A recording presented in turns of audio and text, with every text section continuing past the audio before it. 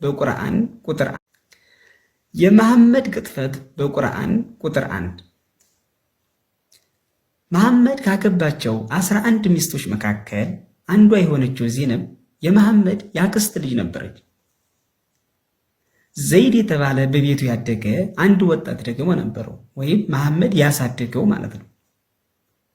ከዕለታት አንድ ቀን ዜነብን ለዘይድ አጋባው። ዜነብና ዘይድ ለተወሰነ ጊዜ ከቆዩ በኋላ መሐመድ በመካከላቸው ገብቶ ዘይድን ዜነብን እንዲተዋት አድርጎ ዜነብን ለራሱ አደረገ። ዜነብ የመሐመድ ሚስት ሆነች ማለት ነው። ከዚህ በፊት ያክስትን ልጅ የማግባት ስርዓት ስላልነበረ በህዝቡ ዘንድ ቁጣ እንዳያስነሳና የሥነ ምግባር ችግሩ እንዳይጋለጥበት እንዲሁም ትምህርቱ ተቀባይነት እንዳያጣ መሐመድ አንድ ዘዴን ፈለገ። ይህ ዘዴ መነሻውም መድረሻውም የማይታወቀው አንድ አካል የግድ አምላክ ብሎ ቃል እንዳመጣለት አድርጎ መናገር ነበረበት። በዚህም ጊዜ እንዲህ አለ። አላህና መልእክተኛውም ነገርን በፈረዱ ጊዜ ለምዕመናንና ለምዕመናት ከነገራቸው ለነርሱ ምርጫ ሊኖራቸው አይገባም። የአላህንና የመልእክተኛውን ትእዛዝ የጣሰ ሰው በግልጽ መሳሳትን በእርግጥ ተሳሳተ አለ። አላህና መልእክተኛው በፈረዱት ነገር በወሰኑት ነገር ላይ ምዕመናንና ምዕመናት ምንም አይነት ምርጫ ሊኖራቸው አይገባም። ምንም አይነት ሐሳብ ሊኖራቸው አይገባም። ከዚህም በኋላ ነበር በምርኮ የተያዙትን በባርነት ያሉትን ያክስት ልጅ ያጎት ልጅና እኔ ነፍሴን ሰጥሃለሁ ብላ የመጣችውን ሴት ሳይቀር ማግባት ትችል ዘንድ ተፈቅዶልሃል የሚል ቃል በተጨማሪ ወረደልኝ ብሎ ያመኑ። ተመሳሳይ ሌሎችንም ሴቶች እንደዚሁ ሲያገባ እንዲህ አይነት ቃል ወረደልኝ እያለ ችግሩን ይሸፍን ነበር። ከዚህም የተነሳ ነው ቁርአኑ የመሐመድ የበደል መሸፈኛ የሥነ ምግባር መሸፈኛ አደገኛ ስራዎችን ግን ይሰራሉ። የክርስቲያን ድረስ ሰዎችን እየላኩ በማጭበርበር ኦርቶዶክስ በመምሰል ምናምን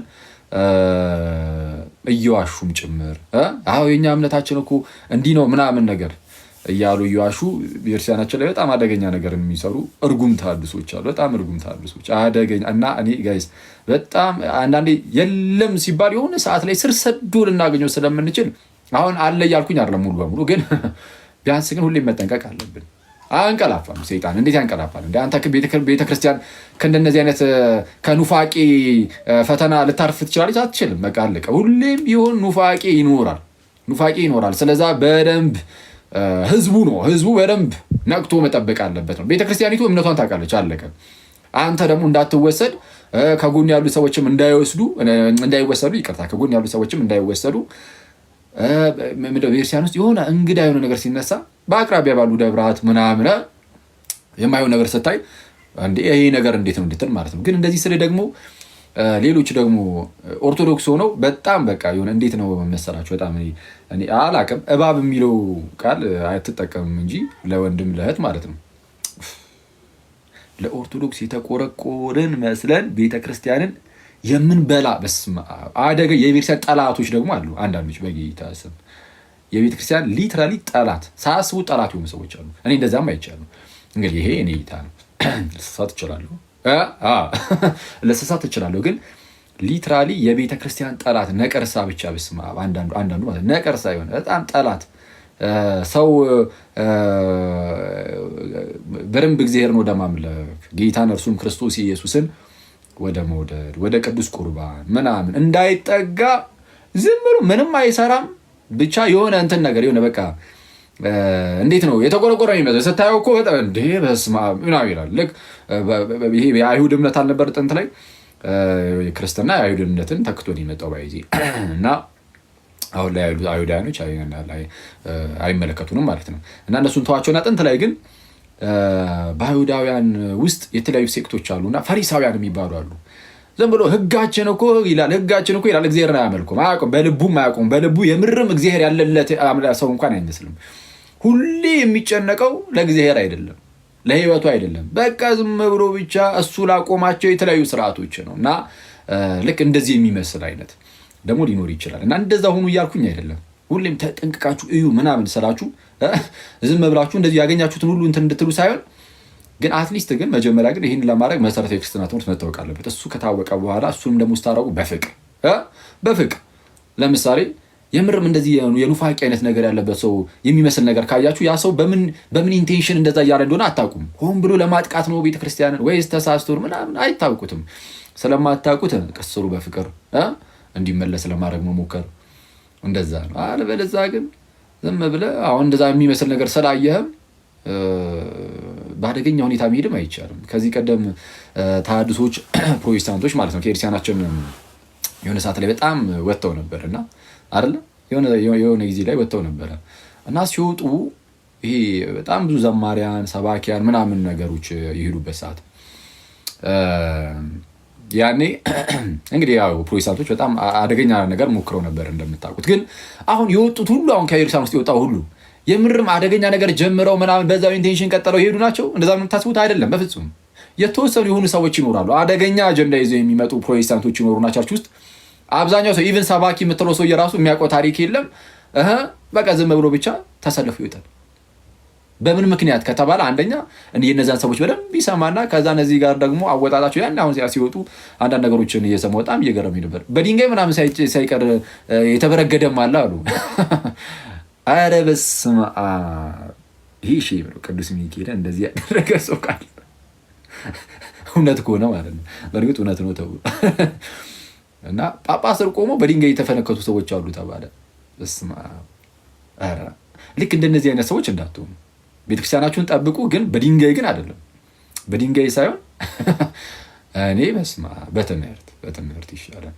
እንደዚህ አይነት ሰው አሁን ያ የተፈነከቱት ሰዎች ምናልባት ውስጣቸው ይሄኔ ቤተክርስቲያንን የመጥላት ምናምን ነገር እኮ ላይኖርባቸው ይችል ይሆናል። ወይ በሆነ ሰው ትምህርት ነው እየተሸወዱ ያሉ ሰዎች ነው ይሆናሉ። እነሱን በድንጋይ መተት አባራለህ? ኧረ እንደዛ ሳይሆን እነዚህን እንደምንም ብለህ ታግለህ ወደ ቤተክርስቲያን ለመመለስ እሱ ለማድረግም ፍቅር ይጠይቃል። አይተዋል? ፍቅር ይጠይቃል። ፍቅር ከሌለ በተአምር ይህን ማድረግ አትችልም። ስለዛ ፍቅር ይጠይቃል እና ያው ግን እንደምታውቁት ደግሞ የፕሮቴስታንቶቹ ስራም ቀላል አልነበረም። ያኔ በጣም የሚያሳዝን ስማ፣ በጣም ነው የምቆጭበት። በዚህ ያ ሁሉ ማለት በጣም በቤተክርስቲያን ውስጥ ይሄ የዝማሬም ሆነ የስብከት ምናምን ነገር በጣም እንትን ነው። እሺ ኮሚ አተረፍ ቴክስት የምታደርገው ሰው እንትን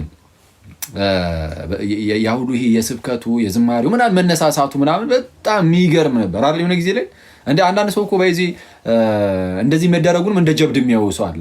ይሄ በዚህ እንደዛ መውጣታቸው ደስ የሚያሰኝ ምናምን አይደለም። አይ ማለት በደንብ የሆነ እንዴት ነው ዊሽ ልናደርግ የሚገባው እነዛ ሰዎች በፍቅር ተይዘው ተመልሰው ቢሆን ኖሮ ባይኖሩ ምናልባት እኮ ይሄኔ ቤተክርስቲያናችን ውስጥ የሆነ አንድ ስቴፕ በደንብ ከፍ እያለን ሄደንም ሊሆን ይችላል እና እኔ ያኔ የእግዚአብሔር ጸጋ እርግጥ ይታይ ነበር። የእግዚአብሔር ጸጋ ግልጽ ነው። እኔ ያለ እግዚአብሔር ጸጋ ዝም ብሎ ሰው በዛ ደረጃ አያገለግልም በነገራችን ላይ ብዬ አስባለሁ። እኔ ግን ምን ያደርጋል የእግዚአብሔር ጸጋ ትነጠቃለች። ጸጋ ይነጠቃል። ወይ ጸጋ ልክ ስትነጠቅ አርፈ ቁጭ ነው ማለት አለቀ። ወጥተህ እንደ ቁራ ስትለፈልፍ ብቱ ለራሱ የሚሰማ አይኖርም ብቻ አይደለም። አክቹዋሊ የመሰማት ያለ መሰማት ጉዳይ ሳይሆን የሰው ልብ ውስጥ የእግዚአብሔርን ቃል መዝራት አትችልም። አለቀ። 5 ሰው የሚስማ 5000 ሰው የሚስማ ግን ምንድነው የሰው ልብ ውስጥ የእግዚአብሔርን ቃል መዝራት ግን አትችልም። የሰው ልብ ውስጥ የእግዚአብሔርን ቃል መዝራት የምትችለው በጸጋው ስለሆነ ጸጋው ከተነጠቀ ደግሞ እንደፈለኩኝ ድምፄን አጉርንኜ እሰብካለሁ ብትል ድምፄን አለስልሼ እዘምራለሁ ብትል አይመጣም። በቃ ከቦታው የሚልም እና ጸጋ ይነጠቃል። በጣም የሚያሳዝነው እሱ ነው። ጸጋ ይነጠቃል እና አሁን እንደምናያቸው ነው። አንዳንድ ሰዎች አይተዋል። በቃ ጸጋቸው እንደተነጠቀ የሚያሳዩ አይነት ሰዎች አሉ። እንደዛ ማለት ያሳዝናል። እሱ እንደዛ ባይሆንና ቤተክርስቲያን ውስጥ ቢቀጥሉ ጸዴ ነበር እና በመውጣታቸው ደስ የሚለን አይነት ሰዎች አይደለንም። እኛ አይደለንም። እንግዲህ የሚላቸው ሰዎች ሊኖሩ ይችላሉ። ግን አትሊስት እኛ እኔና መሰል ወንድሞቻችን ምናምን ክርስቲያኖች ሰው እንደዚህ በመውጣቱ ምናምን ደስ የምንሰኝ አይደለንም። እንደ ጀብድ ምናምን የሚታይም አይደለም። እና ስለዚህ ምንድነው ዊሽ የምናደርገው አልኳችሁ፣ በቃ ባይወጡ ኖሩ በፍቅር ቢያዙ ኖሩ። እና እንዳልኳችሁ የሆነ ሰው ፕሮቴስታንታዊ ነገር ያካሄዳል፣ ከታች ያለ ሰው ደግሞ ይህን ይሰማና ከዛ በኋላ በቃ ያወቀ መስሎት የለም ይላል። ስህተት እኮ ሊናገሩ ይችላሉ ምናምን፣ ግን ልክ ስህተት ልክ እንደሰማ ግን እኔ በጣም ነው የገረመኝ ክርስቶስን እየሰማሁ ጳጳስ ከጎናቸው ሆኖ ጳጳስ ሆኖ እንግዲህ ያኔ ፍትጊያ አለ አይደለ? እናንተ ተሐድሶች እያሉ በጣም አታክ የሚያደርጉ ሰዎች ይኖራሉ። ጥሩ ነው ተሐድሳዊ አይነት ነገር ካዩ፣ ግን በፍቅር መሆን አለበት። በድንጋይ ሳይሆን በፍቅር። ክርስቶስ እንደዛ ነው ያስተማረን፣ በፍቅር ማለት ነው። በጎን ደግሞ እነዚህ ደግሞ አሉ ትንሽ በተነኩ ቁጥር ጓ እያሉ ከዛ በኋላ ሳያስቡት የተማሯትን ፕሮቴስታንታዊ ትምህርት የሚያደርጉ ከዛም በዚህ ሰዓት ላይ ይሄኛው አካል በጣም በፍቅር ስቡ ማርኮ ወደ ኤርሲያን ካላደረገ በስተቀር ትንሽ ልክ ሲነካ ምኑ እውቀቱን ሳያውቀው ይሄዳል። ከዛን አሁን እንደምታዩቸው ብዙ ሰዎች አሁን እየተመለሱ አይደል? የሆነ ሳለ ነው ሲገባቸው ብሎ ይመጣሉ። ሲገባቸው የመጡት ግን በድንጋይ የመቷቸውን ሰዎች አስበው አይደል የመጡት። ለእነሱ አሁንም ጥሩ እይታ እኮ አይኖራቸውም። እንደነዚህ አይነት ሰዎች ሊኖራቸው አይችልም ብዬ አስባለሁ። የሚመጡት የቤተ ክርስቲያንን ድምፅ ሰምተው የኤርሲያንን ትምህርት ሰምተው ነው። እነዚህ ያቀበሉት ድንጋይ ነው። የኤርሲያን ትምህርት ሳይሆን ድንጋይ ያቀበላል። አንዳንድ ሰው ትምህርት ኖሮ ግን ድንጋይም እና እንደዛ ጥሩ አይደለም ይመስለኛል። እና ትምህርት ያስፈልጋል። እና ልክ እንደዚህ አይነት ሰዎች አሁንም አሉ። ባይዚ አሁን ድንጋይ አሁን ቀረ። በእርግጥ ድሮ ነበረ ድንጋይ የለም። አሁን ግን ድንጋይ ባይኖርም በጣም አደገኞች ሰው እንዳይማር ሁሌ መሰናክል የሚሆኑ በየቲክቶክ ሊሆን ይችላል በየፌስቡክ ምናምን የሚጽፉ ምናምን አይነት ሰዎች አንተ በጌታ ስም አንዳንድ ሰው እኔ በጣም ስለሚያስገርመኝ ነው ይሄን የምለው። ማለት መሰረታዊ ክርስቲያን ትምህርት የመማራችን ዋናው ዓላማ ምን እንደሆነም በደንብ እንድታውቁት ማለት ነው። ኢቭን እኔ ከፕሮቴስታንት ብቻ ሳይሆን ከእንደነዚህ አይነት ሰዎች ራሱ ነው መጠበቅ ያለብን። አንዳንዴ ነው በጣም የሆነ ውስጣቸው በጣም በጭካኔ የተሞላ አይነት ሰዎች አሉ። በጨካኝ ማለት ሊትራሊ ጨካኝ። አክሊል ያው በብሔሬ ምክንያት ነው እየተገፋ ያለሁት እያለ ነው ብሎ የሚጽፍ ሰው አለ ፌስቡክ ላይ። እኔ ይሄንን አይቼ የሆነ በሴት ስም ምናምን ያለ አንድ አካውንት አለ። እኔ እንግዲህ ሴት ትሁን ወንድ ይሆናል እኔ ኤነርጂ ሴት ነው ከሆነ ይመቻል። አሁን እንደዚህ ብሎ የሚጽፍ አለ በጌታ በኢየሱስ። አሁን ከእንደዚህ አይነት ሰው በላይ እባብ አለ በጌታ፣ በጣም አደገኛ እባብ በኢየሱስ። አሁን እንዲህ ስል ማለት ነው አይደለም ከአንደበቴ በፍጹም ማለት እንደዚህ አይነት ጭራሽ ማለት ምንም ጭራሽ ከማያሳስቡኝ ከማይመለከቱኝ ጉዳዮች አንዱ ወይዚ ነው። እና ሲጀምር ብሔሬንም አያውቁትም፣ ማንም ሰው አያውቅም። በአባቴ እንትን በእናቴ እንትን በአጎቴ እንትን እያልኩኝ ከነገርኳችሁ በቀር ማለት ነው። ግን እሱ አይደለም ትልቁም ነገር። እኔ የምርም ብሔር ያለኝ ሰው ነኝ፣ ሰማያዊ የሆንኩ ሰው ነኝ። እዚህ በቃ ምድር ላይ የሚርመጠመጥ ህዝብ አለ፣ በጣም አደገኛ። አሁን እንደነዚህ አይነት ሰዎችን ራሱ አእምሯቸውን ማደስ ይገባል። እና እንደነዚህ አይነት ሰዎች እኔ አሁን ይቅርታ አክቹዋሊ ይሄ በጣም አደገኞች ምናምን ብዬ ስለጠቀምኩት ቃል ላይ ሊያስከፋቸው ይችላል፣ አዝናለሁ። ግን ብትችሉ እንደው ስለ ጌታ ብላችሁ ማለት ነው ቆም ብላችሁ ብታስቡ፣ ቆም ብላችሁ ራሳችሁን ብታዩ፣ ራሳችሁን ማለት ለምንድን ነው አሁን ይሄን የጻፍኩት ብሎ ለምሳሌ አንድ ሰው ማሰብ አለበት። እኔ እግዚአብሔርን እኔ እንደዚህ አይነት ነገር ለመጻፍ ሞራሉ ከመጣልኝ ኧረ በስመ አብ ማለት አንድ ሰው ሳይል እንደዚህ እኮ ብሏል ብዬ መጻፍ ከጀመርኩኝ አንዳንድ ሰዎች እንደዛ ናቸው። ብድግ ብሎ አክሊል እንደዚህ ያምናል፣ ከፈለገ ብሎ ይጽፍላል፣ በቃ አድርጎ ሞልቶ ያመጣላል። አንዳንዱ ደግሞ ጭራሽ እንደነዚህ አይነት ሰዎች ደግሞ የባሰ እና እነዚህ የኤርሲያን ጠላቶች ናቸው። እንደነዚህ አይነት ሰዎች የኤርሲያን ጠላት፣ ምናልባት የሌላ ቤተ እምነት ሰዎችም ሊሆኑ ይችላሉ፣ አላውቅም።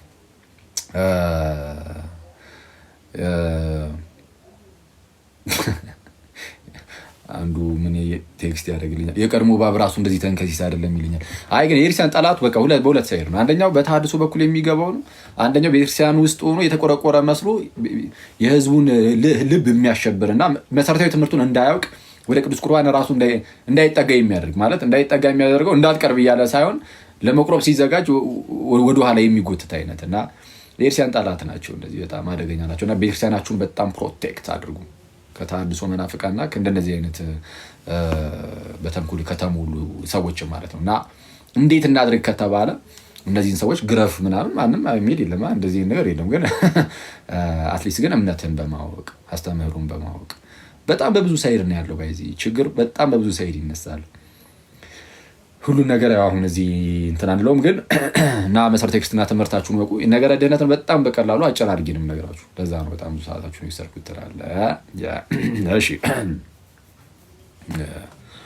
እሺ የድህነት ትምህርትን እንሂድ። ዛሬ እንዴ ሄድኩባችሁ፣ ህዝቡ ላይ ሄድኩባችሁ። ኧረ እንዴ! እሺ ወደ ትምህርታችን ንግባ።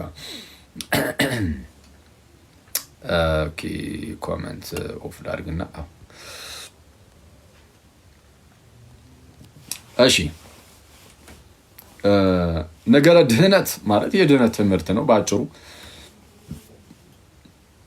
ማለትም ሰው ሞቶ ነበረና ከዛ ሞት እንዴት ዳነ ነው ባጭሩ። እንዴት ዳነ፣ እንዴት ይድናል የሚለውን ትምህርት የምንዳስስበት ነው ባጭሩ። እንግዲህ እንደምታውቁት የድህነት ትምህርታችን ምን እንደሆነ ይወስኑ።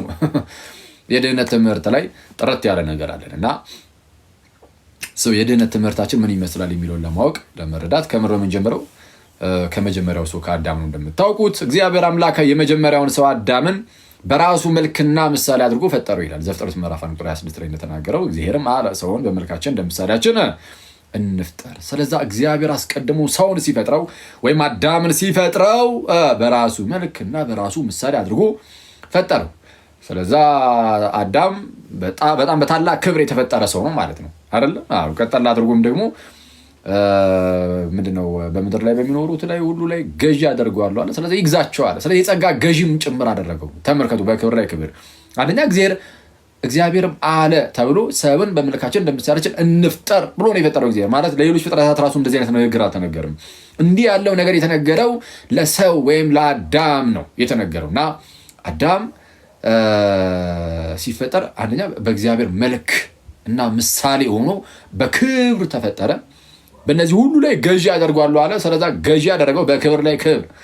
ከዛን አየውና ማለት ነው አስቡት፣ ማለት እግዚአብሔር አዳምን ሲፈጥረው መጀመሪያ የተለያዩ ፍጥረትን ፈጥሮ ጨርሶ በእነሱ ላይ ነው ያሰለጠነው ፈጥሮ አዳምን።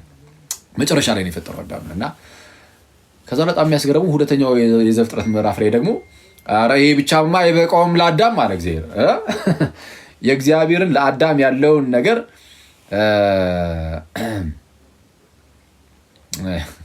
እሺ በኋላ አስታውሰኝ ትላል እና ምንድነው እግዚአብሔር ለአዳም ያለውን ቦታ በምን ያህል ደረጃ እንዳከበረው እንድታውቁት ነው ይሄን የምነግራችሁ። እና እንዳልኳችሁ ሁለተኛው የዘፍጥረት ምዕራፍ ላይ ደግሞ እግዚአብሔር አዳም ብቻማ አይበቃውም እግዚአብሔር። እሺ ቃል በቃ እንደዚህ አይደለም ግን ሐሳቡ ያ ኧረ ይሄ ብቻ እንዴ ይሄ አሁን ኖርማል በእነዚህ እንትን ላይ እንዲገዛ ማድረግ ብቻ አይደለም። እስቲ ለአዳማ እስቲ እንደው በምስራቅ በኩል ደግሞ ገነትን ላበጅለትና ይሄ ገነትን እንደ አትክልት አይነት ስፍራ ሆኖ ግን ለየት ያለ ብቻው ነው የሆነ የተከለለ በአራት አቅጣጫ ወንዞች የሚያጠጡት አይነት ገነትን ልፍጠርለትና እዛ ውስጥ ደግሞ የህይወት ዛፍ አለ።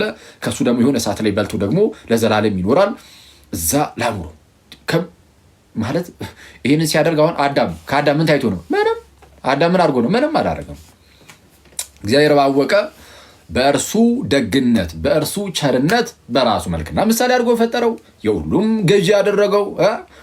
ከዛ በኋላም ደግሞ ይሄ ብቻ አይበቃም፣ ና እስቲ ደግሞ ገነት ገባልኝ ልጅ ብሎ ደግሞ ገነት ደግሞ አስገባው።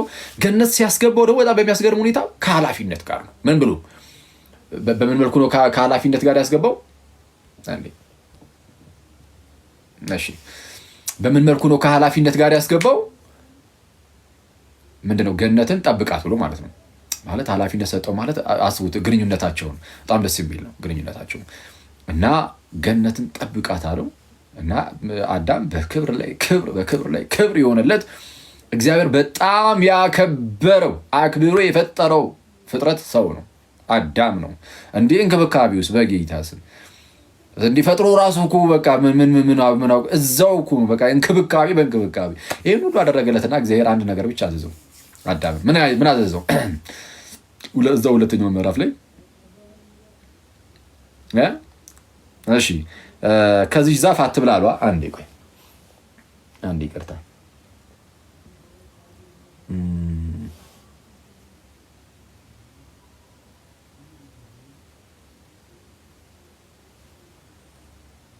እሺ ይቅርታ። እሺ ሰው እግዚአብሔር አንድ ትእዛዝን ብቻ አዘዘው ለአዳም። ምን አይነት ትእዛዝን አዘዘው? በዚህ በገነት ከምታየው ዛፍ ሁሉ ብላ። እሺ ክፉና ደጉን ከምታስታውቀው ከዚህ ዛፍ ግን እንዳትበላ፣ በቃ አለቀ። ከሷ በላ ሰዓት ሞትን ትሞታለህ። ከዛ ውጭ ግን ይሄ ሁሉ ያንተ ነው፣ እሺ በቃ ብላ፣ ያንተ ነው ብላ። አሁን አዳም የተሰጠው ያ ሁሉ ናስቡት፣ በገነት ያለው ያ ሁሉ ተሰጥቶት የተከለከለው አንዲት ዛፍ ብቻ ነው። አንዲት ዛፍ ብቻ ነው የተከለከለው። በጣም በሚያስገርም ሁኔታ በእባብ ተንኮል ማለት ሰይጣን በእባብ በኩል አድርጎ እንደምታውቁት አዳምና ሔዋን አሳታቸው። አዳም ሳተ። እንደዛ ያከበረውን፣ እንደዛ የወደደውን፣ እንደዛ በክብር ላይ ክብር የሰጠውን እግዚአብሔርን ክዶ አዳም እግዚአብሔር አታድርግ ያለውን አደረገ። አምላክነትን ፈለገ፣ ወይ ደግሞ ትልቅ ክብርን ፈለገ ከዚህ ውጪ እና እግዚአብሔር ከሰጠው ውጪ ማለት ነው። እና አዳም ያንን በላ። በጣም ነው የሚያስገርመው። እኔ ከዚህ በፊትም ብያችሁ ይሆናል በዙሪያው የተፈቀደለት ያ ሁሉ ነገር እያለ ያልተፈቀደለት ላይ ሰይጣን ማለት ሐሳቡን እዛ ላይ እንዲጥል አደረገው አዳምን። በህይወታችን ውስጥ ሰይጣን አንዱ የሚፈተንበት ትልቁ መንገድ ይሄ ነው። በዙሪያችሁ እግዚአብሔር የሰጣችሁ የሚገርም የሀገር በረከት ኖሮ ማለት ነው እሱን እንድታዩት አያደርግም ሰይጣን።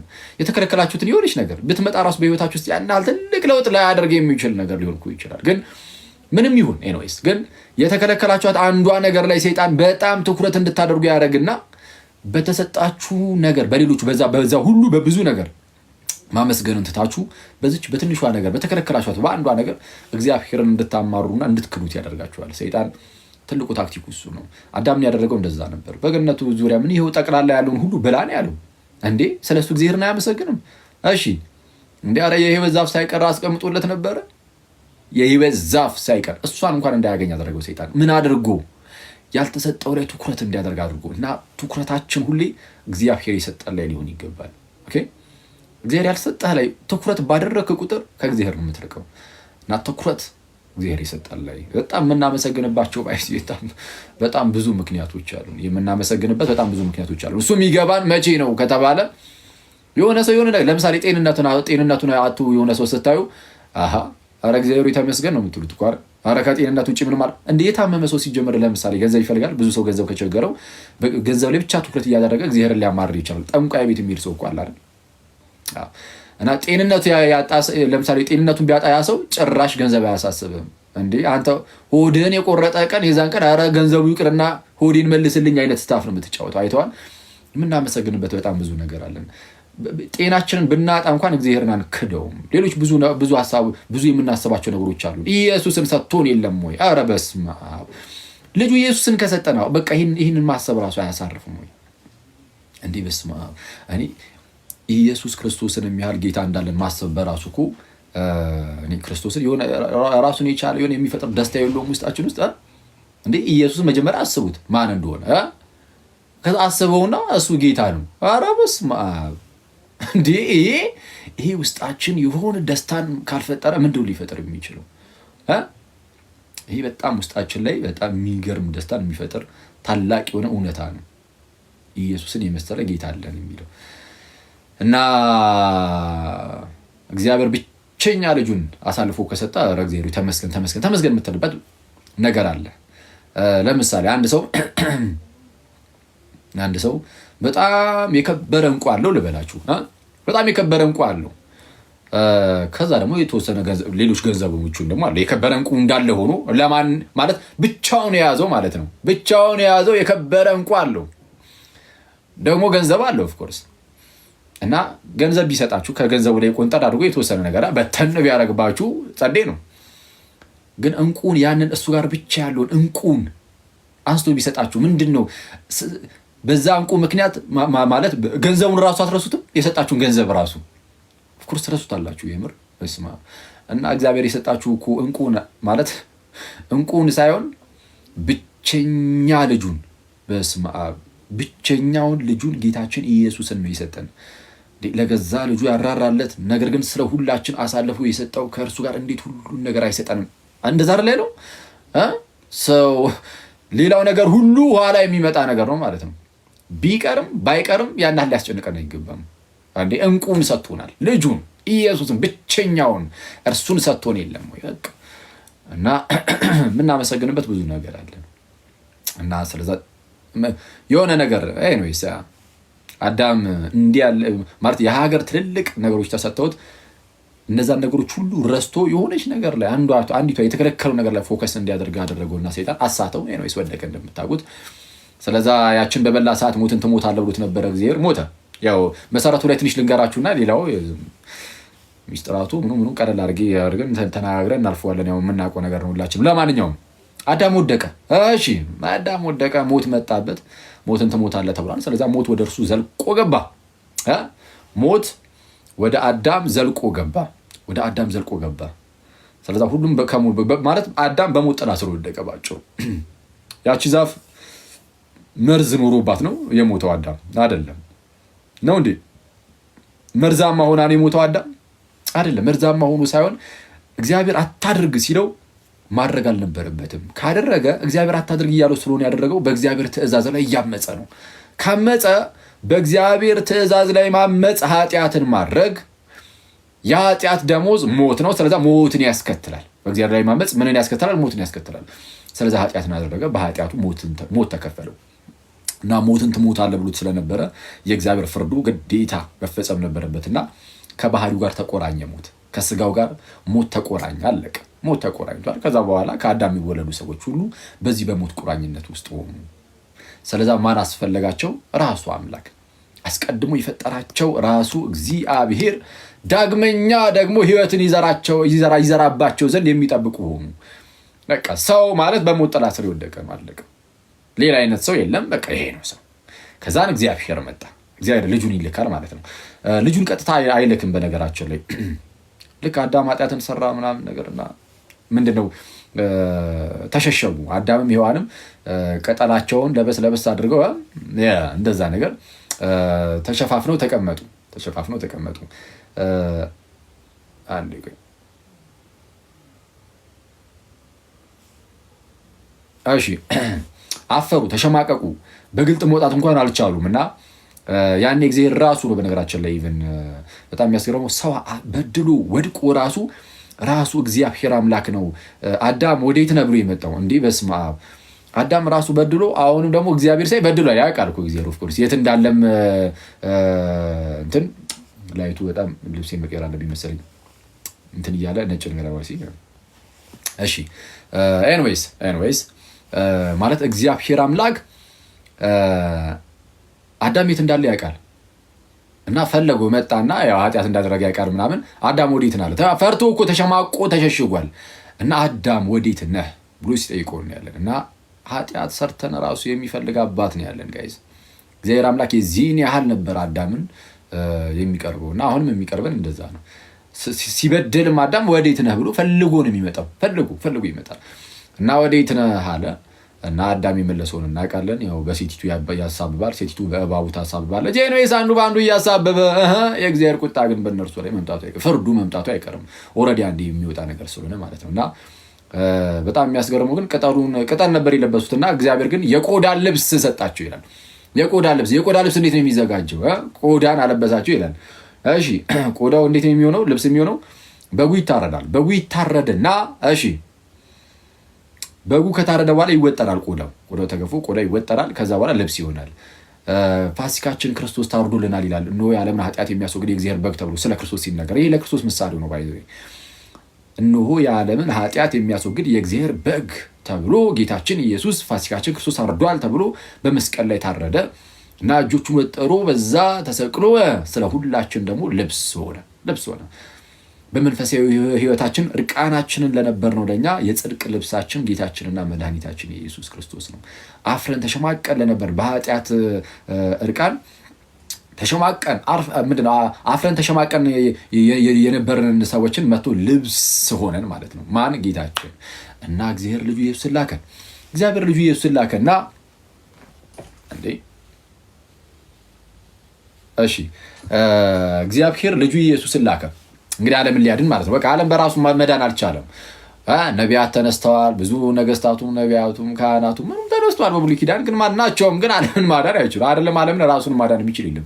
ከሞት ነፃ ማውጣት ራሱን የሚችል የለም። በቃ እግዚአብሔር ብቻ ነው የሚያደርገው። እንዴት ነው የሚያደርገው ከተባለ ፍርዱና ምህረቱን አስማምቶ ነው። ቅዱስ አትናቴዎስ እሱን የሚያስተምረው ምንድነው? ፍርድ አለ፣ በቃ ሞትን ትሞታለህ የሚል። ስለዛ ሞት በሰው ዘር ላይ መጥቷል፣ አለቀ። ይህ በሰው ዘር ላይ የመጣው ሞት ደግሞ የሚጠፋው በሞት ብቻ ነው። አለቀ። እንዲህ ነው በቃ ትምህርቱ። እና ያንን ሞት ደግሞ ሞቶ ማጥፋት የሚችለው ሞቶ መነሳት የሚችል ሞትንም ገድሎ መነሳት የሚችል አይነት አካል ነው። እሱን የሚያደርገው አምላክ ነው። ስለዚህ አምላክ መጥቶ የወደቀውን ያንን ሰው አደሰው ማለት ነው። እንዴት? ወደ እኛ መጣና እሺ፣ ወደ እኛ መጥቶ ውድቀታችን ድረስ ዘልቆ በመግባት ይፈውስ አደረገን ማለት ነው። በቃ አደሰን። የእኛን ስጋ ይዞ የአብርሃምን ዘር ይዞ የሰውን ዘር ይዞ ስጋ ነፍስን ተዋህዶ ምን አደረገ? ሞተ። ስለሁላችን ሞተ። ሞቱ ደግሞ አልቀረም ተነሳ። በትንሳኤው ትንሳኤያችንን ያበስራል ማለት። ስለዚህ ሰው የሚድነው በክርስቶስ ኢየሱስ እንደዚህ አምኖ ከክርስቶስ ጋር አንድ በመሆን ምናምን ነው የሚድነው። እሺ፣ ክርስቶስ ይህን ሁሉ ነገር ያደረገው ዓለምን ለማዳን ነው። ማንን ለማዳን ነው? የተወሰኑ የተመረጡ ሰዎችን ሳይሆን ዓለምን ለማዳን ነው። አንዳንድ ሰዎች የተመረጡትን ብቻ የሚሉ ሰዎች አሉ፣ ፕሮቴስታንቶች ናቸው። ሁሉም ባይሆንም አንዳንድ ፕሮቴስታንቶች እንደዚህ ይላል። ሌላኛው ፕሮቴስታንት ደግሞ አይ ብሎ የተቃረነ ሀሳብ ያስቀምጣል። ኤንዌይስ በአጭሩ ክርስቶስ ኢየሱስ የሞተው ለዓለም ሁሉ ነው። እንሆ የዓለምን ኃጢአት የሚያስወግድ እግዚአብሔር በግ ብሏል። እግዚአብሔርም ልጁን ሲልክ የተመረጡትን ወዶ ሳይሆን ዓለምን ወዶ ነው። ለዚህም ዮሐንስ 3:16 ላይ በእርሱ የሚያምን ሁሉ የዘላለም ሕይወት እንዲኖረው እንጂ እንዳይጠፋ እግዚአብሔር አንድያ ልጁን እስኪሰጥ ድረስ ዓለምን እንዲወዶታል ይላል። ምንን ወዶታል? ዓለምን። ኦኬ፣ ዓለምን። ስለዛ ክርስቶስ እርሱ የዓለም መድኃኒት ነው ማለት ነው። ኦኬ፣ የዓለም መድኃኒት ነው። እሺ፣ ለዓለም ሁሉ ይህን አደረገ። ታዲያ ለዓለም ሁሉ ከሆነ ዓለም ሁሉ ድኗል ወይ ነው? አሁን ዓለም ሁሉ በቃ ዳን፣ አለቀ፣ አከተመ ምናምን ነው? አይደለም። ከኛ የሚጠበቅ ደግሞ አለ። በእግዚአብሔር ሳይድ አንኮንዲሽናል ነው። ማለትም ምንም ነገር ሳያይ እግዚአብሔር ከኛ በጎ ነገርን እንኳን ሳያይ ጽድቅን ሳያይ እንደዚሁ ልጁን ኢየሱስን ልኮ በቃ ሞተልን። ኢየሱስ ክርስቶስ ከኛ ሳይድስ ምን ያስፈልጋል ከተባለ የሚያስፈልጉ ነገሮች 4 ነገሮች አሉ። ቢያንስ ባጭሩ በጥቂቱ ጠቅላላ አድርገን እንያዘው ካልን 4 ነገሮች እነግራችኋለሁ። አንደኛ የመጀመሪያው አሜን ብሎ መቀበል ነው። ክርስቶስ ኢየሱስን አዎ እርሱ አዳኛችን ነው፣ ኢየሱስ እርሱ ክርስቶስ የሕያው እግዚአብሔር ልጅ ነው ብሎ ማመን መቀበል። ሰው የመጀመሪያው እምነት ነው። ኢየሱስን ማመን መቀበል ማለት በክርስቶስ በኩል የተሰጠውን አስተምህሮ ሁሉ ደግሞ መቀበል ማለት ነው። ስለዚህ አስተምህሮን መቀበል ግዴታ ነው። አስተምህሮን ካልተቀበለ አንድ ሰው አይድንም ማለት ትክክለኛውን አስተምህሮ። እምነት ያድናል ስንል የማያድን እምነትም እንዳለ ግን ማወቅ አለብን። የሚያድንና የማያድን እምነት አለ። የሚያድነው እምነት እንደምን ያለ እምነት ነው ከተባለ የሚያድነው እምነት አንደኛ በእውነተኛ በትክክለኛ አስተምህሮ ላይ የተመሰረተ እምነት ነው። ማለት ለምሳሌ የሆኑ ኦንሊ ጂሰሶች እንደው ስላሴ የሚባል ነገር የለም፣ ኦንሊ ጂሰስ በቃ ኢየሱስ ብቻ፣ አብ ራሱ ኢየሱስ ነው ምናምን እያሉ አስተማሩ እንበል። መጽሐፍ ቅዱስን ይዘው እንደዛ ነው የሚያስተምሩት። እና መጽሐፍ ቅዱስ ብቻ ብለው ነው ይሄን የሚያስተምሩት። ባይዘ መጽሐፍ ቅዱስ ብቻ ነው መመሪያችን ይልና መጽሐፍ ቅዱስን ይይዛል። ከዛ እንዲህ አይነት ትምህርትን ያስተምራል። ከዛ የሆነ ሰው ይሄንን ነገር ሰማ፣ እንደው መጽሐፍ ቅዱስን እየጠቀሱን እያስተማሩ ያሉት ስለዛ እንደው ይሄንማ በቃ አምኛለሁ ቢል ለምሳሌ ወስደው ያጠምቁታል። ግን ይሄ ሰው ይድናሉ? አይደለም። ለምን? የሰማው አስተምህሮ የስተት አስተምህሮ ስለሆነ፣ የስላሴን የሚክድ አስተምህሮ ስለሆነ። ሰው የሚጠፋው የስላሴ አስተምህሮን ስለካደ ብቻ አይደለም። በጣም ብዙ አስተምህሮችን በቃ ለድህነት በሚሆን መልኩ የተላለፈልንን አስተምህሮ የሚክድ ሁሉ ድህነቱን ያጣል፣ ወይም የሚያድን እምነት አይኖረውም። ያንን ሰምቶ የሚያምነው እምነት ለመዳን አይሆንለትም። ሰው ምን እያልኳችሁ ነው? የሚያድነው እምነት ግዴታ ያው እምነት ከመስማት ነው፣ መስማትም በእግዚአብሔር ቃል ነው የሌለ እምነት ከመስማት ነው፣ መስማትም በእግዚአብሔር ቃል ነው። ትክክለኛውን የእግዚአብሔርን ቃል የሰማ ሰው እሱ ይድናል። አሁን ያ እምነት የሚያድን ነው። ግን ብድግ ብለህ ግን ስላሴን እየካድክ ስጋዊ ላይ እንደው ክርስቶስ ከእመቤታችን ስጋን አልነሳም ብለህ እያስተማርክ፣ ለምሳሌ እንደዛ ብሎ የሚያስተምር ፕሮቴስታንት ነበር አይደል? ወንድ ማን ነው? ዮናታን የሚባል ወንድም ፕሮቴስታንት። ለምሳሌ እሱ አይ ነው ምንድነው ኢየሱስ ከማርያም ስጋን አልነሳም ብሎ አስተማረ። ከዛ በኋላ ከ5 ዓመት በኋላ ደግሞ መጣና የዛሬ 5 ዓመት ዮሐንስ ወንጌልን ስናጠና ኢየሱስ ከማርያም ስጋን አልነሳም ያልኩት ስህተት ነው፣ ነስቷል አለ። ሰዎች ይጮሃል። ኧረ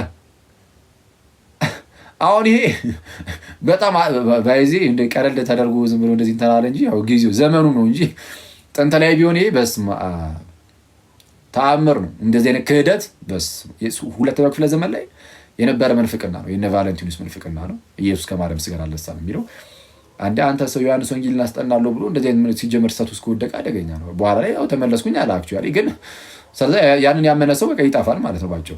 ትክክለኛ ቤተክርስቲያን ቢሆን ራሱ ነው ብለን ብናስብ ራሱ በፊት ይጠፋል። ያ እንዲህ ብሎ በማመኑ ሰው የክርስቶስን ፍጹም ሰውነቱን መካድ አምላክነቱን መካድ እንደሚያጠፋ ሁሉ ሰውነቱን መካድም ያጠፋል።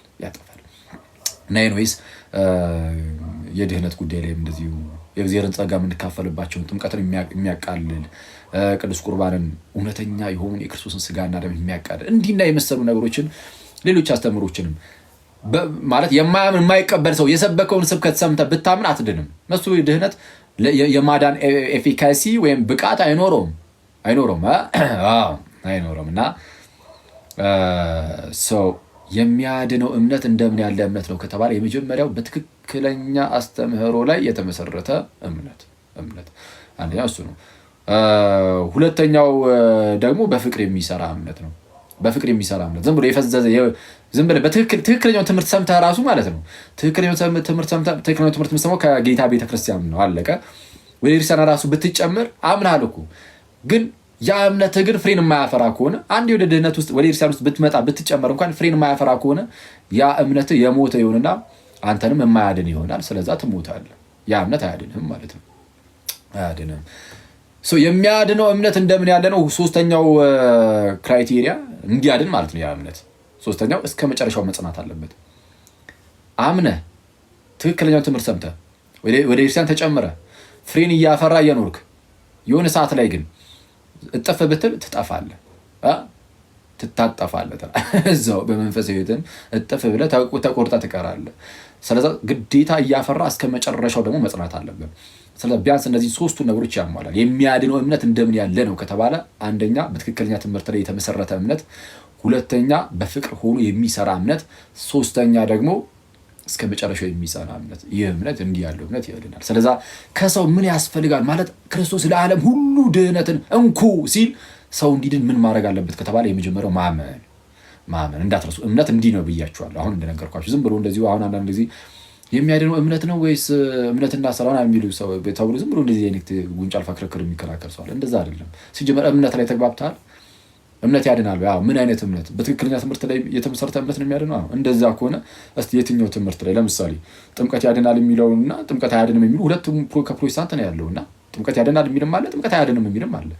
ትክክለኛው ትምህርት የትኛው ነው? የትኛውን ሰምቶ ነው ሰው የሚድነው? ቅዱስ ቁርባን ላይ ልክ እንደዚህ የተለያየ እምነት ነው ያለው። ሌሎች መሰረታዊ እምነቶች ላይም ልክ እንደዛው ማለት ነውና እምነት ላይም ልዩነት አለ እና የመጀመሪያው ሰው የሚያደርገው ለመዳን ምን ያደርጋል? ያምናል። ካመነ በኋላ ምን ያደርጋል? አለቀ በቃ። ልክ ሲያምን ዳን አለቀ። እንደዛ የሚሉ ሰዎች አሉ። እንደዛ አይደለም። መጽሐፍ ቅዱስ እንደዚህ አያስተምርም። ልክ ስታምን አለቀ እዛው አይደለም። አምነ ትጠመቃለህ። እምነት ነው በሩ ለሁሉም ነገር። ታምንና ትጠመቃለህ። ስትጠመቅ ስላመንክ ማለት ነው። በዛ በእምነት ውስጥ ልክ ስትጠመቅ እዛ ጥምቀት ላይ እግዚአብሔር ጸጋውን ይሰጣል። ምን አይነት ጸጋ? ከክርስቶስ ጋር አንድ የምትሆንበትም የጌታችንን ጸጋ እሱን ይሰጣል። ከክርስቶስ ጋር አንድ የምትሆንበትም ያንን ጸጋ ይሰጣል። ልክ ስትጠመቅ ከክርስቶስ ጋር አንድ ትሆናለህ። አሁን ሁለተኛው የሚያስፈልገው እንግዲህ እምነት እንደሚያስፈልግ መጥቀስ አለብን። እምነት ለድህነት እንደሚያስፈልግ ማስረጃ ምናምን ያስፈልጋል ነው ያስፈልጉ ማለት ምንም የሀገር ነው ማለት እንግዲህ ይሄንን የሚክድ ማንምም የለም። ጌታችን ጨርሶታል። በቃ ዮሐንስ ወንጌል ምዕራፍ 3 ላይ ከቁጥር 14 ጀምሮ ምንድን ነው ያለው? ሙሴ በምድረ በዳ እባብን እንደሰቀለ እንዲሁ የሰው ልጅ ደግሞ ይሰቀል ዘንድ ይገባዋል አለ። ሙሴ በምድረ በዳ እባብን ሰቅሎ ነበር። በእባቡ ተነደፈና ህዝቡ ማለት ነው። ከዛ በኋላ ህዝቡ እንዲድን ምን አደረገ ሙሴ? ህዝቡ እንዲድን እግዚአብሔር በነገረው መሰረት የናስ እባብን አዘጋጀና በዛፍ ላይ በባላ ላይ አንጠለጠለው፣ ሰቀለው። ከዛ በኋላ እሱን የሚያዩ ሁሉ ይድናሉ ማለት ነው። እሱን ምን የሚያደርጉ? የሚያዩ። ስለተሰቀለ ብቻ የናሱ እባብ ዝም ብሎ ይድናሉ? አይድኑ።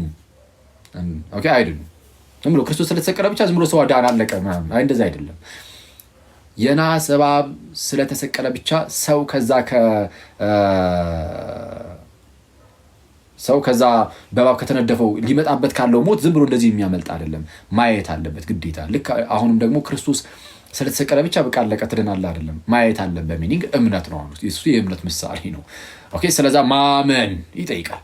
ስለዛ ምን አለ ቀጠል አድርጎ ራሱ ጌታችን በእርሱ የሚያምን ሁሉ የዘላለም ሕይወት እንዲኖረው የሰው ልጅ እንዲሁ ይሰቀል ዘንድ ይገባዋል አለና በእርሱ የሚያምን ሁሉ የዘላለም ሕይወት እንዲኖረው እንጂ እንዳይጠፋ እግዚአብሔር አንድያ ልጁን እስኪሰጥ ድረስ ዓለምን እንዲሁ ወዶታል። በእርሱ ምን የሚል የሚያምን ሁሉ። ቀጠል ያድርገው ቁጥር 18 አካባቢ ላይም በእርሱ የሚያምን የዘላለም ሕይወት አለው፣ በእርሱ የማያምን ግን በአንዱ በእግዚአብሔር ልጅ ስም ስላላመነ አሁን ተፈርዶበታል። ስለዚህ እምነት ለድነት እንደሚያስፈልግ ግልጽ ነው። ሮሜ ላይም እንደዛው ነው የሚለው ቅዱስ ጳውሎስ ምዕራፍ 3 በተለይ አይሁዳውያንም የግሪክ ሰዎችም ሁሉም በኃጢአት በታች እንደሆኑ ሁሉም ኃጢአተኛ እንደሆነ መድኃኒት እንደሚያስፈልገው ይናገርና ሁሉ ኃጢአትን ሰርቷል የእግዚአብሔርም ክብር ጎድሎታል ብሎ ከተናገረ በኋላ እንዲያው ጸጋው ይጸድቃሉ ካለ በኋላ እርሱንም ይላል። እርሱንም ማለት ሁሉም ኃጢአትን ሰርቷል የእግዚአብሔርም ክብር ጎድሎታል በኢየሱስ ክርስቶስ በሆነው ቤዛነት በኩል እንዲያው በጸጋው ይጸድቃሉ ይልና በምን የሚገኝ አድርጎ አቆመው ይላል። እርሱንም እግዚአብሔር በእምነት የሚገኝ በደሙም የሆነ ማስተሰሪያ አድርጎ አቆመው። አየህ፣ በክርስቶስ በኩል የተሰራውን የማዳን ስራ እግዚአብሔር እንዴት አድርጎ እንዳቆመው በምን የሚገኝ አድርጎ አቆመው።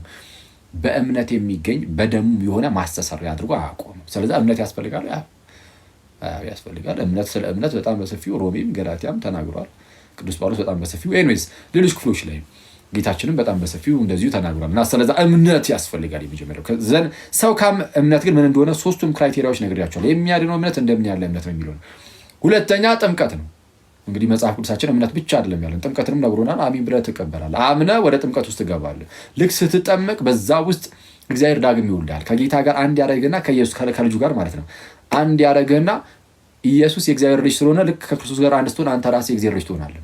ዳግም መወለድ ማለት ከጌታ ጋር አንድ መሆን ማለት ነው። እሺ፣ ዳግም መወለድ ማለት ከጌታ ጋር አንድ መሆን። ኢየሱስ የእግዚአብሔር ልጅ ስለሆነ አንተም ከእርሱ ጋር ልክ አንድ ስትሆን ከጌታ ጋር በክርስቶስ በኩል የእግዚአብሔር ልጅ ትሆናለህ። ዳግም ትወለዳለህ። የኃጢአት ስርየትን ታገኛለህ። ከክርስቶስ ጋር ሞተህ ትነሳለህ። ሞቱን በሚመስል ሞት ከእርሱ ጋር ትተባበራለህ። እንደዚሁም ደግሞ ከእርሱ ጋር አብረህ ትነሳለህ ማለት ነው በጥምቀት እና እንዲህ ያለ ነገርን ታገኛለህ። ለዚህ የመጽሐፍ ቅዱስ ማስረጃዎች በጣም በርካቶች አሉ። በጥምቀት ውስጥ ድህነት እንዳለ ማለት ነው። ጥምቀት የድህነት ቦታ እንደሆነ አንዳንዶች ጭራሽ የድህነት ቦታ የማይመስላቸውም ጥምቀት የድህነት ቦታ ነው።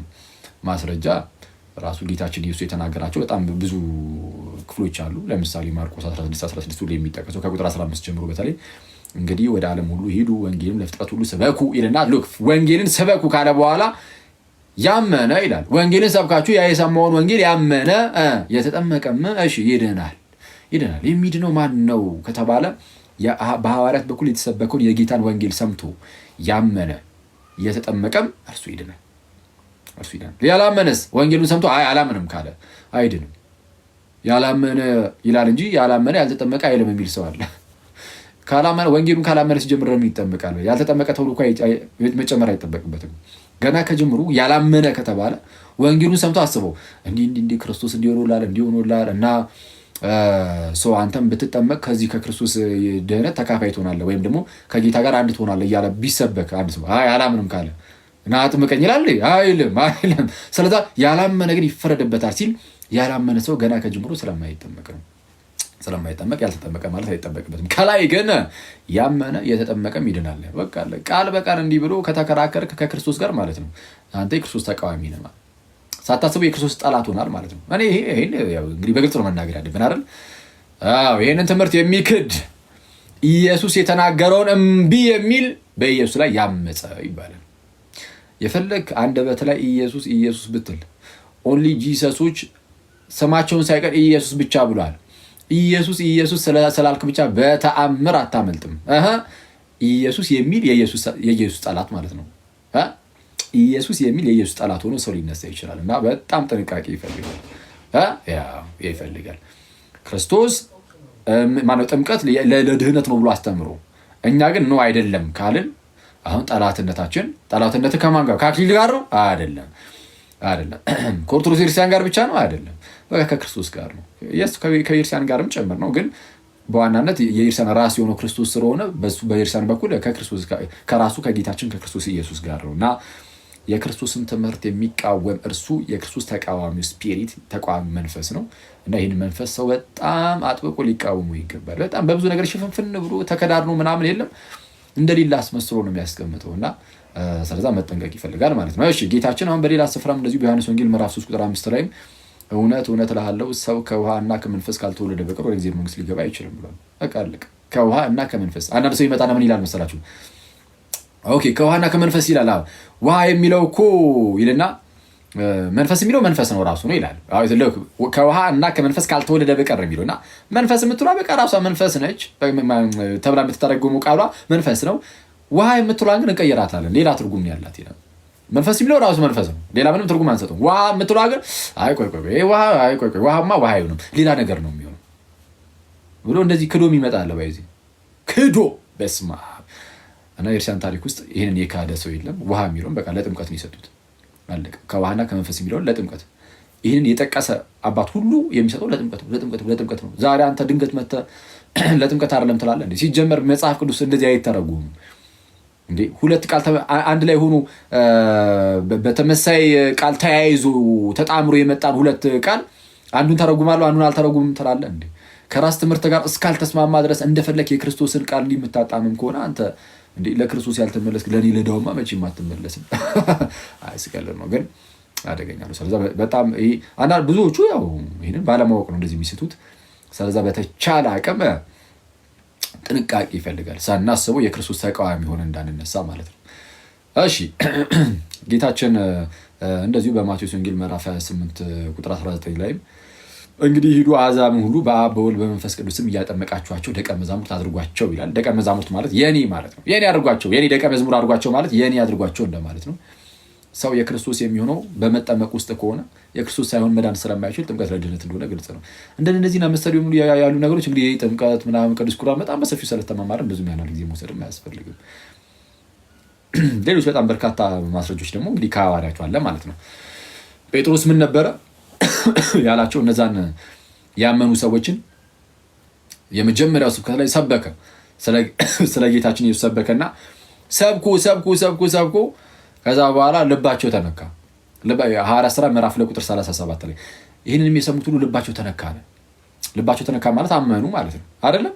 ነው። ሳያምኑ ልባቸው ይነካል እንዴ? ካላመንክ ልብ ይነካል? አይነካም።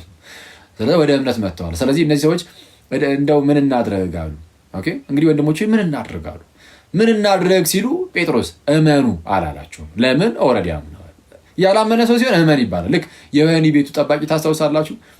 እነ ጳውሎስ በወህኒ ቤት ሳሉ ያመለጡ መስሎት ደንግጦ ራሱን ሊያጠፋ ሲል ራስን አታጥፋለን ብሎ ሄደው ሲታዩት ተንበረከከ። ጌቶቼ እንግዲህ የድን ዘንድ ምን ላድርግ ሲል እመን አሉት።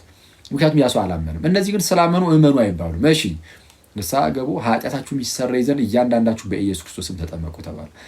ንስሐ ገቡ፣ ኃጢአታችሁ እንዲሰረይ ደግሞ እያንዳንዳችሁ ተጠመቁ፣ በኢየሱስ ክርስቶስም ተጠመቁ አለ፣ አዘዛቸው። ስለዛ ለኃጢአት ስርየት ነው ጥምቀት። እንግዲህ በግልጽ በመጽሐፍ ቅዱሳችን የተቀመጠው አንሰርዘው አንደልዘው። ጳውሎስም ልክ እንደዚሁ ነው። ጳውሎስ ራሱ ከኃጢአቱ ታጥቦ የመጣው በጥምቀት ነው። ሐዋርያት ሥራ ምዕራፍ 20 ቁጥር 16 ላይ ሐናንያ እንዳለው ማለት ነው። ጳውሎስ ሲመለስ ከደማስቆ ወደ ሐናንያ ይገባና ምን አለው? ሐናንያ አንዳንድ ነገሮችን ከነገረው በኋላ እንግዲህ አሁንስ ለምን ተዘገያለህ? ተነስ፣ ስሙን እየጠራ ተጠመቅ፣ ከኃጢአትም ታጠብ። ልክ እንደዛ ማለት ጥምቀት ለድህነት ነው አይደለም የሚለው መጽሐፍ ቅዱስ ግልጽ ስለሆነ እኛ ደግሞ ይኸውልህ ሙሉ መጽሐፍ ቅዱስ አማኝ ነን። ሙሉ መጽሐፍ ቅዱስ አማኝ ስለሆነን የሆነች ነገር ፒክ እያደረግን ለእኛ የምትስማማሽ ነገር እስቲ ችል ውሰዳት እያልን ሌላውን ግን አይ ተው እሱን ተው ወደዛ ምናምን እያልን የምናልፍ አይደለንም። ወደዛ አድርገው ባንል እንኳን በቃል ማለት ነው ወደዛ አድርገው ባንል እንኳን ግን እያልን ነው፣ ሳናስበው እያልን ነው። እና ሰው ከእኛ ጋር የሚስማማለን ብቻ የምንቀበል አይደለም። በቃ መጽሐፍ ቅዱሱ የቤተ ክርስቲያናቸው የእኛ ስለሆነ ሙሉን የምንቀበለው መጽሐፍ ቅዱስን። እምነት ያድናል ካለን አሜን ነው የምንለው። በቃ ምንም አንከራከርም። ጥምቀት ለድነት ነው አሜን ነው የምንለው። ጥምቀት ያድናል ይላል በግልጽ ቃል በቃል አንደኛ ጴጥሮስ ምዕራፍ 3 ቁጥር 21 ላይ ጥምቀት አሁን ያድነናል ይላል። በቃ አሜን ብለን የምንቀበል አይተዋል። ከእግዚአብሔር ቃል ጋር እንዴት እንደማንከራከር አሜን ብለን የእግዚአብሔር ቃል ተሸክመን እንደምንሄድ። እሺ ሰው ጥምቀት ለድነት እንደሆነ መጽሐፍ ቅዱሳችን ግልጽ ነው። ሰው አምኖ ሰው ይጠመቃል። ሰው ዳግም ይወለዳል። ልክ ሰውየው ሲጠመቅ በአዲስ ኪዳን መጽሐፍ ላይ እንደምትመለከቱት ብዙ ቦታ በተለይ በሐዋርያት ሥራ መጽሐፍ ላይ ይጠመቁና ሐዋርያቱ ምን ያደርጋሉ? እጃቸውን በዛ ሰው ላይ ጭነው ይጸልዩለታል። ከዛ ላይ የተጠመቀው ሰው አሁን ምንድነው ይሄ አምሮተ እዱ በየቦታው ሰው እነዛ የኢየሩሳሌም መሪዎች፣ ጳጳሳቱ፣ እረኞች እየሄዱ እጅ በጫን ማለት በጣም የሚታከት ስለሆነ ማለት በጣም ብዙ ሕዝብ ስለሚኖር ማለት ነው መደረግ ጀመረ። በሜሮን ደግሞ ወይም ደግሞ በቅብእ ማለት ነው። በቅብእ መደረግ ደግሞ ተጀመረ። ቅቤ ላይ ይጸለያል። ጥንታዊ ነው ይሄ ነገርም። ሰው ቅቤው ላይ ይጸለይና ሰው እየተቀባ ይጸለይለታል እና ልክ እንደዛ። ስለዛ አምብሮተ እድ ወይም ቅብአ ሜሮን የምንለው እሱን ነው። ሚስጥረ ሜሮን ብላችሁ ተብሎ የሚታወቀው ማለት ቤተክርስቲያን ውስጥ እሱ ይደረግለትና ከቅዱስ ቁርባን ይካፈላል። ኦኬ ሰው ዳግም ተወልዷል። ይሄ ሰው ዳግም የተወለደው ሰው ቅዱስ ቁርባን እዛው ይካፈላል። እነዚህ ሚስጥሮችን እየነጣጣና እነዚህ ጥምቀትን ቅዱስ ቁርባንን የመጀመሪያውን በተለይ የመጀመሪያውን ያቺ የሚቀበላትን ቅዱስ ቁርባን ነጣጥለን አናይም። አንድ ላይ ሚስጥሩ ሙሉ ይሆናል። በምን መልኩ ተጠምቆ ይጸለይለታል? እጅ በመጫን ወይም ደግሞ በቅብ ማለት ነው። በቅብአ ሜሮን ሚስጥረ ሜሮን ይፈጸምለታል። ከዛ በኋላ እዛው ቅዱስ ቁርባን ደግሞ ይቀበላል። ቅዳሴ ገብቶ ወደ ጸሎት ገብቶ ደግሞ ከጌታ ስጋና ደም ይካፈላል። የጌታ ስጋና ደም ለድህነት ነው ማለት ነው። የጌታ ስጋና ደም ለድህነት ነው። እስካሁን ድረስ ሰውየው የሰራው ስራ አለ የለም? ከሱ የተጠበቀ አንድ ስራ የለም። እስካሁን ተመልከቱ፣ አንድ ስራ የለም። የእግዚአብሔርን ጸጋ የሚያገኝባቸው ሚስጥራት ብቻ እየተካፈለ ነው። እሺ ስለ ጌታ ስጋና ደም መጽሐፍ ቅዱሳችን ግልጽ ነው። ጌታችን ኢየሱስ አስቀድሞ በቃል ስጋዬን የበላ ደሜን የጠጣ የዘላለም ሕይወት አለው እያለ ዮሐንስ ወንጌል ምዕራፍ 6 ከቁጥር 51 ጀምሯችሁ አንብቡ። አባቶቻችሁ በዛ በምድረ በዳ መና እንደበሉት አይደለም ይላል። ማለት እነ ሙሴ በምድረ በዳ መና በሉና ከሰማይ ወረደላቸው ማለት ነው። በሉ ለጊዜው ጠገቡ፣ ግን ሞቱ። ከሞት ሊያተርፋቸው አልቻለም። አሁን የመጣው የህይወት እንጀራ ግን ከሰማይ የመጣው የህይወት እንጀራ ግን ጌታችን ኢየሱስ ነው። ከእርሱ በልተን ለዘላለም እንድንኖር ማለት ነው። እና እርሱም ለዓለም የሚሰጠውም ደግሞ እንጀራ ስጋዬ ነው ብሎ ተናገረ። ስጋዬ እውነተኛ መብል ደሜም እውነተኛ መጠጥ ነው አለ። ስጋዬን የሚበላ ደሜን የሚጠጣ የዘላለም ሕይወት አለው። ስጋዬን የማይበላ ደሜን የማይጠጣ ግን በራሱ ሕይወት የለውም አለ። እንደዚህ በቃል አስተማረና ከዛ በኋላ ፕራክቲካሊ ደግሞ በጸሎተ ሐሙስ ላይ ጌታችን ህብስትን ወይንን አነሳ፣ ባረከ፣ ህብስትን ቆረሰና አመስግኖ ባርኮ ማለት ነው ቆረሰና እንካችሁ ይህ ስጋዬ ነው ብሎ ሰጠ። ይህ ስጋዬ ነው ከእርሱ ብሉ ብሎ ሰጣቸው። በቃ ስጋዬ ነው። ህብስቱን አነሳና ባርኮ ሲሰጣቸው ስጋዬ ነው አለ። ጽዋውንም ደግሞ ይህ ስለ ብዙዎች ለኃጢአት ይቅርታ የሚፈሰው የአዲስ ኪዳን ደሜ ነው፣ ከእርሱ ጠጡ ብሎ ሰጣቸው። ስለዛ ህብስቱን ስጋዬ፣ ጽዋውን ወይም ወይኑን ደሜ ብሎ ሰጣቸው። ስለዛ ያ ህብስትና ጽዋ ወይም ወይን የጌታችን የክርስቶስ ኢየሱስ እውነተኛ ስጋና ደም ነው ብለን እናምናለን። መጽሐፍ ቅዱሳችን እዚህ ላይ ግልጽ ነው። እና ኢቭን እንደው ሰው ህብስትና ጽዋ መሆኑን አይቶ ማለት ነው እንዳይዳፈር አንድ ታላቅ ታምርን እግዚአብሔር በኮሮንቶስ ቤተክርስቲያን ላይ ያደረገ። ምን አይነት ታምርን? የኮሮንቶስ ቤተክርስቲያን ውስጥ ያሉ ምዕመናን ስጋና ደሙን በማይገባ መልኩ መቀበል ጀመሩ። አንዳንዱ በኃጢአት ውስጥ የሆነ አንዳንዱ ባልተገባ መልኩ ማድረግ ጀመረ። እና ሳይገባው እንዲህ የሚያደርገውን ሰው እግዚአብሔር ቀጣው። በአዲስ ኪዳን የሚገርም አቀጣጥ እዛ ላይ የምናየው በአዲስ ኪዳን መጽሐፍት ላይ ምን አይነት ቅጣትን ቀጣ እግዚአብሔር? በጣም ብዙዎችን እስኪገድል ድረስ ገደላቸው። በጣም ብዙዎቹን ገደላቸው፣ ብዙዎቹን አሳመማቸው። አያሌዎች አንቀላፍተዋል እስኪባል ድረስ እና እስኪገድል ድረስ በቅዱስ ቁርባን ምክንያት ሰውን ገድሏል እግዚአብሔር። መንፈስ ቅዱስን በማታለል ምክንያት ሐዋርያት ሥራ ምዕራፍ 5 ላይ ሐናንያና ሰጲራን ገድሏቸዋል። መንፈስ ቅዱስን አታለው። ቅዱስ ቁርባንንም ደግሞ በማቃለል ምክንያት በጣም አያሌዎች አንቀላፍተዋል የሚለው ወይስ በጣም ብዙ ህዝብ ማለት ነው። በጣም ብዙ ህዝብን እግዚአብሔር ገድሏል። በጣም ብዙ ህዝብን አሳምሟል። ህመምን ለቆባቸዋል። ይህን ሁሉ ያደረገው ለምንድን ነው? ቅዱስ ቁርባን ምንም ፊት ለፊት ላይ ስታየው ህብስት ነው። ፊት ለፊት ላይ ስታየው ጽዋ ነው። ግን እኛ በማናየው መልኩ ግን ይቀየራል። ወይም ደግሞ ያ ህብስቱ የጌታ ስጋ ይሆናል። ያ ጽዋውም ደግሞ የክርስቶስ ኢየሱስ ደም ይሆናል እና እንዲህ ያለ ሚስጥር በመንፈስ ቅዱስ አሰራር ስለሚሰራ ሰው ይህንን በጣም በአክብሮት ሄዶ መቀበል አለበት። የገደላቸው የምር እንደዚህ አይነት ሚስጥር ስለሚፈጸም ነው እንጂ ባይፈጸም ዝም ብሎ አንዳንዶች እንደሚሉት ዝም ብለህ ቪንቶንና ዳቦውን ተሸክመ በትሪ ዝም ብለህ እንደምታከፋፍለው ቢሆን ኖሮ ባልገደላቸው ነበር። የምር አሁን በትሪ ለሚከፋፈል ቪንቶ እግዚአብሔር ሰው ህዝቡን ሊጨርስልህ ነው? አይጨርስም። አይገርልህ ምንድነው ከኃጢአት ጋር በተያዘ ምናምን ነገር እንደው ሳይገባ ስለወሰድክ የሚባል ነገር በፍጹም የምርም በአግባቡ ብትወስደው የሚያድንህ ስለሆነ ያለ አግባብ ስለወሰድከው ግን ገደለ። ያለ አግባብ ስትወስደው የሚገርልህ ከሆነ በአግባብ ስትወስደው እንዴት አያድንህም? ያለ አግባብ ስትወስደው ሳይገባ ስትወስደው ሞትን ካመጣብህ በተገባ መልኩ ስትወስደው ህይወትን እንዴት አይሰጥህም? ይሄ እኮ በጣም ክሊር ነውና የጌታችን የክርስቶስ ኢየሱስ ስጋና ደሙ ሰው ይቀበላል። ልክ ሲቀበል ምንድነው የሚፈጠረው? ለአንደኛ ቆሮንቶስ ምዕራፍ 10 ቁጥር ይሄ አሁን የነገርኳችሁ ያው ታውቁታላችሁ። ብዙም እየጠቀስኩ ያለው ነው። አንደኛ ቆሮንቶስ ምዕራፍ 11 ከቁጥር 27 ጀምራችሁ ተመልከቱ። ቀደም ብሎ 10ኛው ምዕራፍ ቁጥር 16 ላይ ደግሞ የምንባረከው የበረከት ጽዋ ከክርስቶስ ደም ጋር ህብረት ያለው አይደለም ይላል። እውነተኛ ደሙ ነው። እሺ ይሄንን የሚክድ ለትምህርታችሁ ጥንቃቄ እንድታደርጉ ማለት ነው። ፕሮቴስታንቱ በጣም ለመሸወድ የሚሞክረው እንዴት መሰላችሁ? እነዚህ ሚስጥራት ስለነዚህ ሚስጥራት ብዙም አያስተምርህም፣ አይነግርህም። በቃ ያን ያህል እንትን አይልም። ዝም ብሎ የሆነ ያልሆነ ነገሮችን ብቻ ይነግራል። ቤተክርስቲያን ውስጥ ለምሳሌ የተወሰነ ግር የሚል ነገር ካለ የሆነች ግር የምትል ነገር ብቻ ይነግራል። ጥምቀት አያድንም አይልህም። በተአምር ቅዱስ ቁርባን የጌታ ሥጋ ነው አይደለም አይልህም። እንደዛ ካለማ ነው የምትለው እንዴ ለሱማ በልበል ይኸው ወይም ተነቃበት አለባቸው። ስለዛ ምንድን የሚያደርገው ያንዴ የሌለ ነገር ዝም ብሎ ያግበሰብስና የሆነ ነገር ልብ ላይ እንድትጠራጠር ያደርጋል። ልብ ላይ የጥርጣሬ ስፒሪት መንፈስ ከጫረብህ በኋላ ከዛ በኋላ ጥምቀት አያድንም፣ ቅዱስ ቁርባን አያድንም፣ የጌታ ሥጋ ደግሞ አይደለም ማለቱን ይጀምራል። እንደዚህ አይነት ተረቶችን በልብ ውስጥ መሙላት የሚጀምረው ከዛ በኋላ ነው። ስለዛ ይህ በዚህ ወቁባቸው። የሚያታለል ካለ በዚህ ወቅ ቅዱስ ቁርባን ምን አለ ጳውሎስ በመጀመሪያ ቆሮንቶስ መልእክቱ ምዕራፍ 10 ቁጥር 16 ጀምሮ የምንባረከው የበረከት ጽዋ ከክርስቶስ ደም ጋር ህብረት ያለው አይደለም ያለው ነው። የምንቆርሰው ህብስት ከጌታ ሥጋ ጋር ህብረት ያለው አይደለም ያለው ነው። እና ዝቅ ብሎ አንድ ስለሆነ ይላል ህብስቱን ማለት ነው። አንድ ህብስት ስለሆነ ወይም አንድ የጌታ ሥጋ ስለሆነ እንደማለት ነው። እኛ ብዙዎች ስንሆን ክርስቲያኖች ብዙዎች ስንሆን አንድ ሥጋ ነን፣ ያንን አንዱን ህብስት እንካፈላለን ይላል።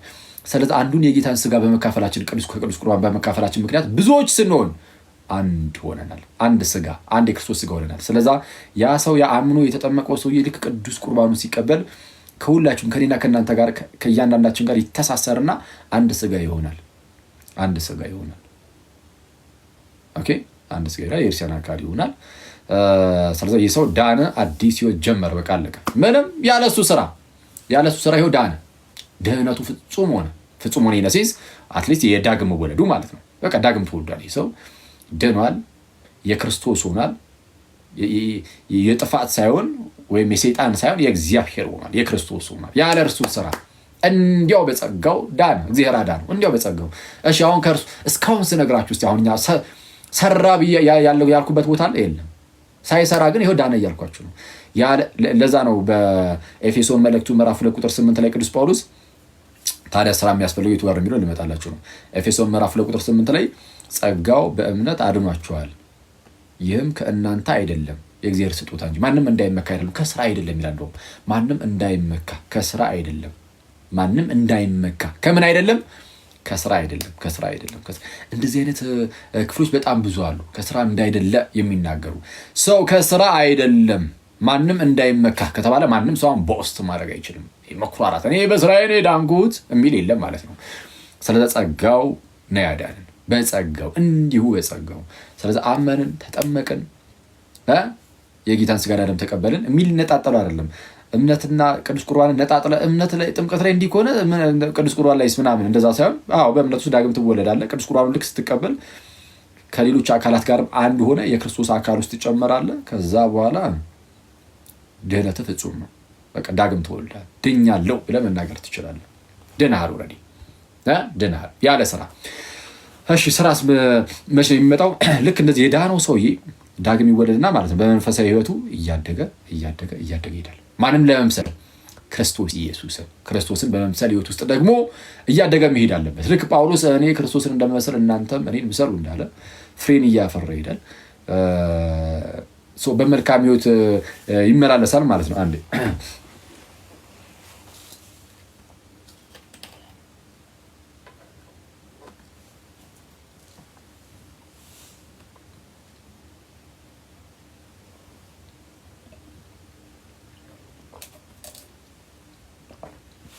እሺ መልካም ህይወት ወይም ደግሞ መልካም ህይወት በክርስትና ውስጥ ለድህነት ያስፈልጋል። ያስፈልጋል። ግን ምን ማለት ነው ለድህነት ያስፈልጋል ማለት? ዳግም ለመወለድ ነው አይደለም። ዳግም ለመወለድ የመጀመሪያውን ይህን ድህነት ለማግኘት ስራ አያስፈልግም። ስራ የሚያስፈልግ የትኛው ነው ከተባለ አንዴ ዳንካትን ድህነት ለመፈጸም መጽሐፍ ቅዱሳችን ድህነታችሁን ፈጽሙ ደግሞ ይላል። ዳኑ ብቻ አይደለም ድህነታችሁን ደግሞ ፈጸሙ። አይቷል ዳን፣ ከዛ ደግሞ ድህነትን ፈጸም። ልክ የወህኒ ቤቱ ጠባቂ የወህኒ ቤቱ ጠባቂ በጌታ በኢየሱስ እመን አንተና ቤተሰቦች ትድናላችሁ ተባለ። ትድናለህ። ስለዛ ሲያምን ሲጠመቅ በቃ ይድናል ያ ሰው። ግን ትድናለህ ብቻ አይደለም መዳንህን ደግሞ ፈጽም ደግሞ የሚል አለ። መዳንህን ደግሞ ፈጽም ፊልጵስዩስ ምዕራፍ 2 ቁጥር 12 ላይ እያንዳንዳችሁ የራሳችሁን መዳን ፈጽሙ ይላል። ስለዛ መዳን ደግሞ የሚፈጸም ነው። መንገድ ላይ መቅረት አለ። አስቧል። ወደ ድህነት ከመጣ በኋላ ፍሬን ማፍራት ብታቁም ማለት ነው። ፍሬን ማፍራት ብታቁም መልካም ሕይወት በአንተ ውስጥ እግዚአብሔር ሲያጣ የሞተልህ ጸጋውን የሰጠ ማለት እግዚአብሔር ልጁን የላከልህ ልጁ የሞተልህ ጸጋውን የሰጠ ከኃጢአት ተላቀ በጽድቅ እንድትመላለስ ነው። አንተ ግን በኃጢአት እመላለሳለሁ ካልክ ከጽድቅ የሆነ መለስ ካረክ ራስህን እግዚአብሔር ይቀጣል፣ ይፈርድብሃል። አሁንም ከፍርድ አታመልጥም። ገና ለገና የእግዚአብሔር ልጅ ነኝ እና ሰው ኃጢአት ብሰራም አይፈረድብኝም ካልክ ከአንተ በላይ ምስኪን የለም። ስለዛ ፍርድ ይመጣብሃል። ለዛ ነው በገላትያ መልእክት ምዕራፍ 5 ከቁጥር 19 ጀምሮ የስጋ ስራና የመንፈስ ፍሬን ያስቀምጣል። እና የስጋ ስራ የተገለጠ ነው ብሎ ኃጢአቶችን ይዘረዝራል። ቅናት፣ ሟርት፣ አድመኝነት፣ ዝሙት፣ መዳራት የመሳሰሉትን ያስቀምጥና አስቀድሜ እንዳልኩኝ እንደነዚህ ያሉትን የሚያደርጉ የእግዚአብሔርን መንግስት አይወርሱም ይላል። ቀጥታ ነው እንዲህ ብሎ የተናገረው። በዚህ አስቀድሜ እንዳልኩኝ እንደነዚህ ያሉትን የሚያደርጉ የእግዚአብሔር መንግስት አይወርሱም፣ አትወርስም የእግዚአብሔር መንግስት እንዲህ የምታደርግ ከሆነ አለ ጳውሎስ። እንዲህ አለና 5ኛው ምዕራፍ ላይ ነው። በዚህ ዝቅ ብሎ 6ኛው ምዕራፍ ላይ ቁጥር 7 ላይ አትሳቱ እግዚአብሔር አይዘበትበትም ማለት አትሳቱ እግዚአብሔር አይዘበትበትም፣ ሰው የሚዘራውን ያንኑ ደግሞ ያጭዳልና።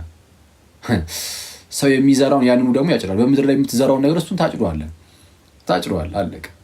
ስለዚህ ምን ይላል ቀጠል አድርጎ በስጋ የሚዘራ ይላል ማለት የስጋ ፍቃድን እየፈጸመ የሚኖር ማለት ነው። በስጋ የሚዘራ ከስጋ መበስበስን ያጭዳል፣ ሞትን፣ ዘላለማዊ ሞትን።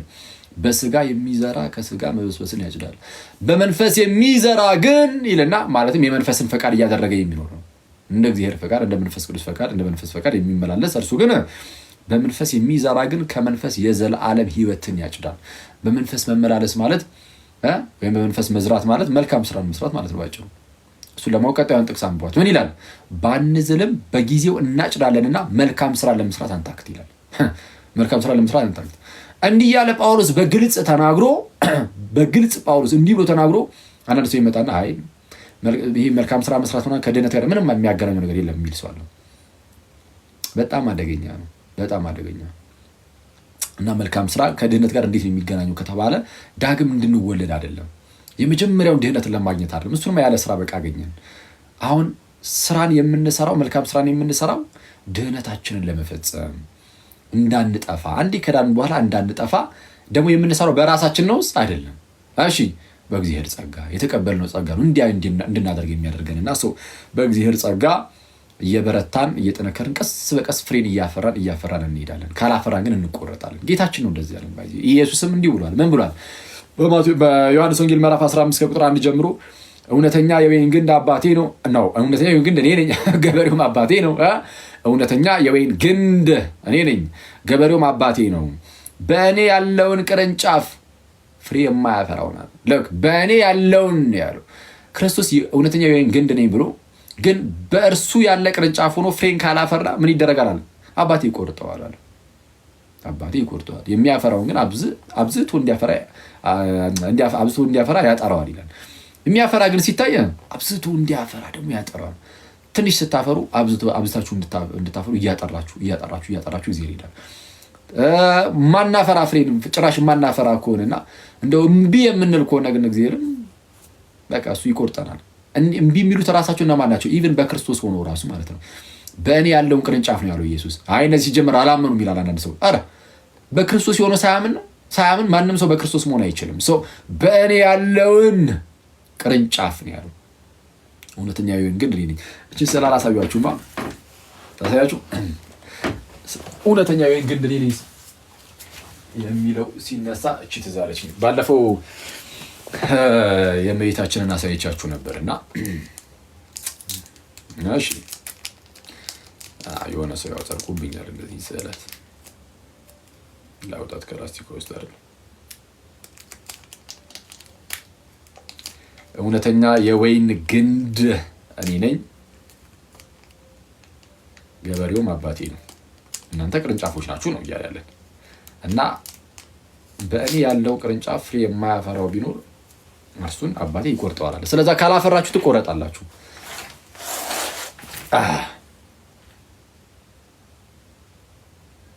ዳራን አንዴ ቆይሲ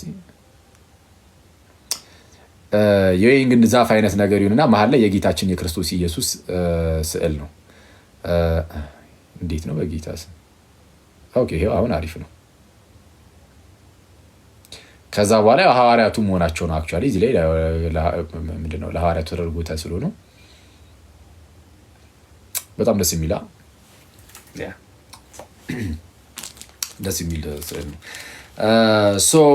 ሰው በክርስቶስ ሆኖ ቅርንጫፍ ከሆነ በኋላ ፍሬን አላፈራም ካለ መልካም ስራ ከሌለው ባንዝርም በጊዜው እናጭዳለንና መልካም ስራ ለመስራት አንታክት እንዳለው ቅዱስ ጳውሎስ መልካም ስራን ከመስራት ወደ ኋላ የሚል ካለ ሊል ስለሚችል ማለት ነው። በቃ ሰው እንዴ ከዳነ በኋላ እንደዚህ አይነት ስራን አይሰራም የሚባል ነገር አለ እንዴ? ሊሰራ ይችላል እንዴ? በኃጢአት ሊመላለስ ይችላል። ከተመላለሰ ያጣዋል፣ ድህነቱን ያጣዋል። በመጀመሪያ ቆሮንቶስ መልእክት ምዕራፍ 5 ላይ አደገኛ ሰው ተጠቅሶ የለ እንዴ እንደዚህ ያለ ኃጢአት በአሕዛብ ዘንድ እንኳን አይሰማም እኮ ብሏል ጳውሎስ። በእናንተ ዘንድ እንደሚሰማው አይነት ኃጢአት በአሕዛብ ዘንድ እንኳን አይሰማም ማለት የአባቱን ሚስት እንኳን ያገባ ይኖራልና አለ። አሁን ያ ሰው ክርስቲያን ነው። ክርስቲያን ሆኖ እንደዛ አደረገ እና ተው እንኳን እያላችሁት አይደለም እንዴ? እንደዚህ ያለውን ሰው አውግዙት እንጂ ከማህበራችሁ ለዩት እንጂ እያለ ጳውሎስ ይናገር። እኔም አውግዤዋለሁ መንፈሱ በጌታ ቀን ትድን ዘንድ አለ እና ይሄ ክርስቲያን አይደለም? እንደዚህ የተባለ ክርስቲያን ነው። አሁን ይሄ ሰው ይድናል ነው የሚሉት ወይ አንዳንድ ሰዎች እንደዚህ ክርክር ተነስቶ ነበረ ከዚህ ቀደም ከፕሮቴስታንቶች ጋርና እንዲህ ቢሆንም ይድናል። የአባቱን ሚስት እያገባም ቢኖር እንደፈለገ እንደዚህ አይነት የረከሰ ዝሙት ውስጥም ቢኖርም ቢቀጥልም ይድናል። አሁን እዚህ የሆነ ነገር ቢቀጣ ምድር ላይ ይቀጣል እንጂ በእግዚአብሔር መንግስት ውስጥ ተርሳስ ብሎ ነው ደረቱን ነፍቶ የሚገባው የሚል ሰው አለ። አደገኛ ነው። አይገባም። መንፈሱ በጌታ ቀን ትድን ዘንድ የተባለው እዚሁ ልክ ሲያወግዙት ማለት ነው። ሲለይ ከማህበሩ በንስሐ ይመለሳልና ያኔ እንደው መንፈሱ በጌታ ቀን ትድናለች። ኦኬ በንስሐ ሲመለስ ማለት ነው። ለንስሐ ነው ባይዚ ውግዘት ያለው የሚወገዙ ሰው በንስሐ እንዲመለስም ጭምር ነው። እና እሱን እያሰበ የጻፈው እንጂ ዝም እንደዚህ አይነት ቃላት እየተያዘ ብቻ ሰው እንደዚህ አይነት በረከሰ ኃጢአት ውስጥ ቢኖርም በቃ ይድናል ተብሎ አይነገርም። ኤኒዌይስ ስለዛ ምንድነው ፍሬን ማፍራት አለብህ። ካላፈራ ጌታችን እንደተናገረ ትቆረጣለህ። የክርስቶስ ሆንኩ በኋላ አስበዋል። ስለዛ የተቀበልነው ጸጋ ኃጢአተኝነትና ዓለማዊ ምኞትን ክደን የተባረከውን ተስፋችንን እርሱም የታላቁ አምላካችን የመድኃኒታችን የኢየሱስ ክርስቶስን ክብር መገለጥ እየጠበቅን በጽድቅ እግዚአብሔርን በመምሰል እንዴት ልንኖር እንደሚገባ ስለሚያስተምረን ያጸጋ በዛ ጸጋ እየተመራን ክርስቶስን በመምሰል ህይወት ውስጥ ማደግ አለብን እና ካልሆነ ግን ጸጋውን ስላልተጠቀምንበት ትቀጣለህ። ጸጋውን ስላልተጠቀምንበት ልንቀጣ እንችላለን። የማቴዎስ ወንጌል ምዕራፍ 5 ቁጥር 31 ላይም ጌታችን ስለ ፍርድ ቀን ሲናገር ጌታችን በመጣ ሰዓት ሕዝብ ሁሉ በፊቱ ይሰበሰባሉ ይላል። እረኛ በጎቹን ከፍየሎቹ እንደሚለይ እርሱም ጻድቃኑና ኃጢአተኞችን እንደሚለይ ይናገራል። በግራ ያቆማቸዋል ኃጢአተኞቹን፣ ጻድቃኑን ደግሞ ቅዱሳኑን ደግሞ በቀኙ ያቆማቸዋል። ያኔ ምንድነው የሚለው? ምንድነው የሚጠየቁት? በቀኝ የተሰለፉትም እንደው ብር አባብልታችሁኛል፣ ብጠማ ጠጥታችሁኛል፣ መልካም ነገር ብታሰር ጠይቃችሁኛል፣ ብታመም እንደዚሁ ጠይቃችሁኛል፣ እንግዳ ሆኜ በመጣ ተቀበላችሁኛል ብሎ ይናገራቸዋል። እነዛኛዎቹን በግራ የተቀመጡት ደግሞ በተቃራኒ እንዲህ አላደረጋችሁልኝም በማለት ማለት ነው። ሰው መልካም ስራን ነው ጌታችን እዚህ ላይ የጠየቀው። እንዴ የት አግኝተን እንደዚህ ያደረግንለት ሲሉት ከነዚህ ከተናናሾቹ ለአንዱ ይህን ብታደርጉ ለእኔ እንዳደረጋችሁት ነው ይላል። ስለዛ ምንድነው መልካም ነገርን ማድረግ በእግዚአብሔር ዘንድ እንዲህ ትልቅ ቦታ አለው ማለት ነው። ምን አይነት ቦታ አለው ከተባለ አንድ የዳነ ሰው እንኳን ድህነቱን እንዳያጣ ያደርጋል። ድህነቱን እንዳያጣ ክርስቶስን በመምሰል ውስጥ በማድረግ 30 60 100 ፍሬን ነው የምናፈራው ማለት ሁሉም 100 ያፍራ አይደለም። 30 ብትሆን ብታፈራ እግዚአብሔር ይቀበላል። ግን አንተ መልካም ስራን ከመስራት ወደ ኋላ አትበል፣ ሁሌም አፍራ። ከኛ በፊት እንዳለፉት ቅዱሳን አባቶቻችን በእነሱ ልክ እንሆን እኮ አይደለም የተባለው። ግዴታ በእነሱ ልክ መሆን አለብህ። አሁን ድነትን እንዲፈጸም አይደለም፣ እንደዛ መሆን አለብህ። ብንችል እንደዛ ነው መሆን ያለብን። የተጠራ ነውም እንደውም ክርስቶስን ለመምሰል የተጠራ ነው። ስለዛ ለፐርፌክሽን የተጠራ ነው፣ ለፍጽምና የተጠራ ነው። ግን 100 ፍሬ ባታፈራ እንኳን 60 ባላፈራ እንኳን 30 አፍርተህ ትገባለህ። አለቀ። አይቷል። የምታፈራበት መጠን ሊለያይ ይችላል።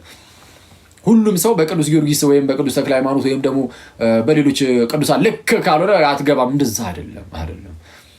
ፍሬን እናፍራ። አንዱም 30 አንዱም 60 አንዱም 100 ያፈራል። እና በቃችን እያሰብን እንኳን የለም ያን ሁሉ እንኳን ምናምን ብለን እንኳን እንዳንዘነጋ 30 ለማፍራት ስትነሳ በጥቂቱ ታምን የለ እግዚአብሔር ደግሞ ይሾምና በ60 እንድታፈራ ያደርጋል። እሱን ስታፈራ እግዚአብሔር ደግሞ ሌላ ደግሞ 100 እንድታፈራ እንደዛ ነው እያደረገ ሊያሳድገን የሚችለው። ስለዛ የሆነ እግዚአብሔር ሊቀጣን ነው ምናምን በሚል እንደዚህ አይነት እንትን ውስጥ ሆነ ሳይሆን በቃ እግዚአብሔር አምላካችን ነው፣ ለእርሱ የምንገዛ ነን፣ ባሪያዎቹ ነን። እኛ አባታችን እኛም ልጆቹ ብቻ ሳይሆን አምላካችን ባሪያዎቹም ጭምር ነን፣ ተገዢዎቹም ጭምር ነን። በፍቅር ልጁ ኢየሱስን ከላከልን ለእኛ ይሄ ብቸኛ ልጁን ከሰጠን እኛ ደግሞ እኛ ራሳችን አሳልፈን እንዴት አንሰጥም ለክርስቶስ ኢየሱስ ብለን በፍቅር መነሳት። ስለዚህ ከፍቅር ነው የሚመነጨው። እንደነዚህ አይነት ስራዎች ከፍቅር የሚመነጩ ናቸው። በፍቅር ሆኖ የሚሰራ እምነት ያለው ለዛ ነው። እርሱ ያደናል ማለት ነው። እንደዛ ነው እናንተ ሰዎች። ስለዚህ ድህነትን መፈጸም ይባላል። በዕለት ተዕለት ህይወታችሁ ኃጢአት ስትሰሩ ንስሐ እየገባችሁ ቅዱስ ቁርባን እየተቀበላችሁ ቅዱስ ቁርባን ሁሌ ቶሎ በተቀበልን ቁጥር በመንፈሳዊ ህይወታችን እያደግን እንሄዳለን። ቅዱስ ቁርባን ካልተቀበልን ቀንጭረን እንቀራለን። አብዛኞቻችን ቀንጭረን የቀራ ነው ቅዱስ ቁርባን ስለማንቀበል ነው። ባይዚ አብዛኞቻችን አሁን በመንፈሳዊ ህይወታችን የቀነጨርን እንትን አይደል? ቃሉ ጥሩ ካልሆነ ባላቅም ግን በሚያሳዝን ሁኔታ አሁን ላይ በቃ የሆነ የ20 ምናምን ዓመት ምናምን ቅዱሳን ሆነን መገኘት ሲኖርብን በጣም ክርስቶስን የምንመስል የሚያስደንቅ ህይወት ያለን ሰዎች ሆነን መገኘት ሲኖርብን ግን እኛ ምንም ከአሕዛብ የሚለይ ነገርም የለንም። እውነቱን ለመናገር ምንም ሰው አይቶ ይሄ ክርስቲያን ምናምን ራሱ አይለንም። የተለየ ነገር አለን። አሁን ስንታይ ራሱ በጌታ ስም ጭራሽ አንዳንዴ አንብስም እንደው እና ስለዛ ሰው አይቶ አስበው ከአሕዛብ እንኳን ካልተለየ በጣም የሚደብረው ክርስቶስን ዝሙት ውስጥ ያልተገባ አይነት ዘፈን ውስጥ ያልተገባ አይነት ዘፈን ውስጥ ልክ መጽሐፍ ቅዱስ ባለው አይነት ዘፈን ማለት ነው።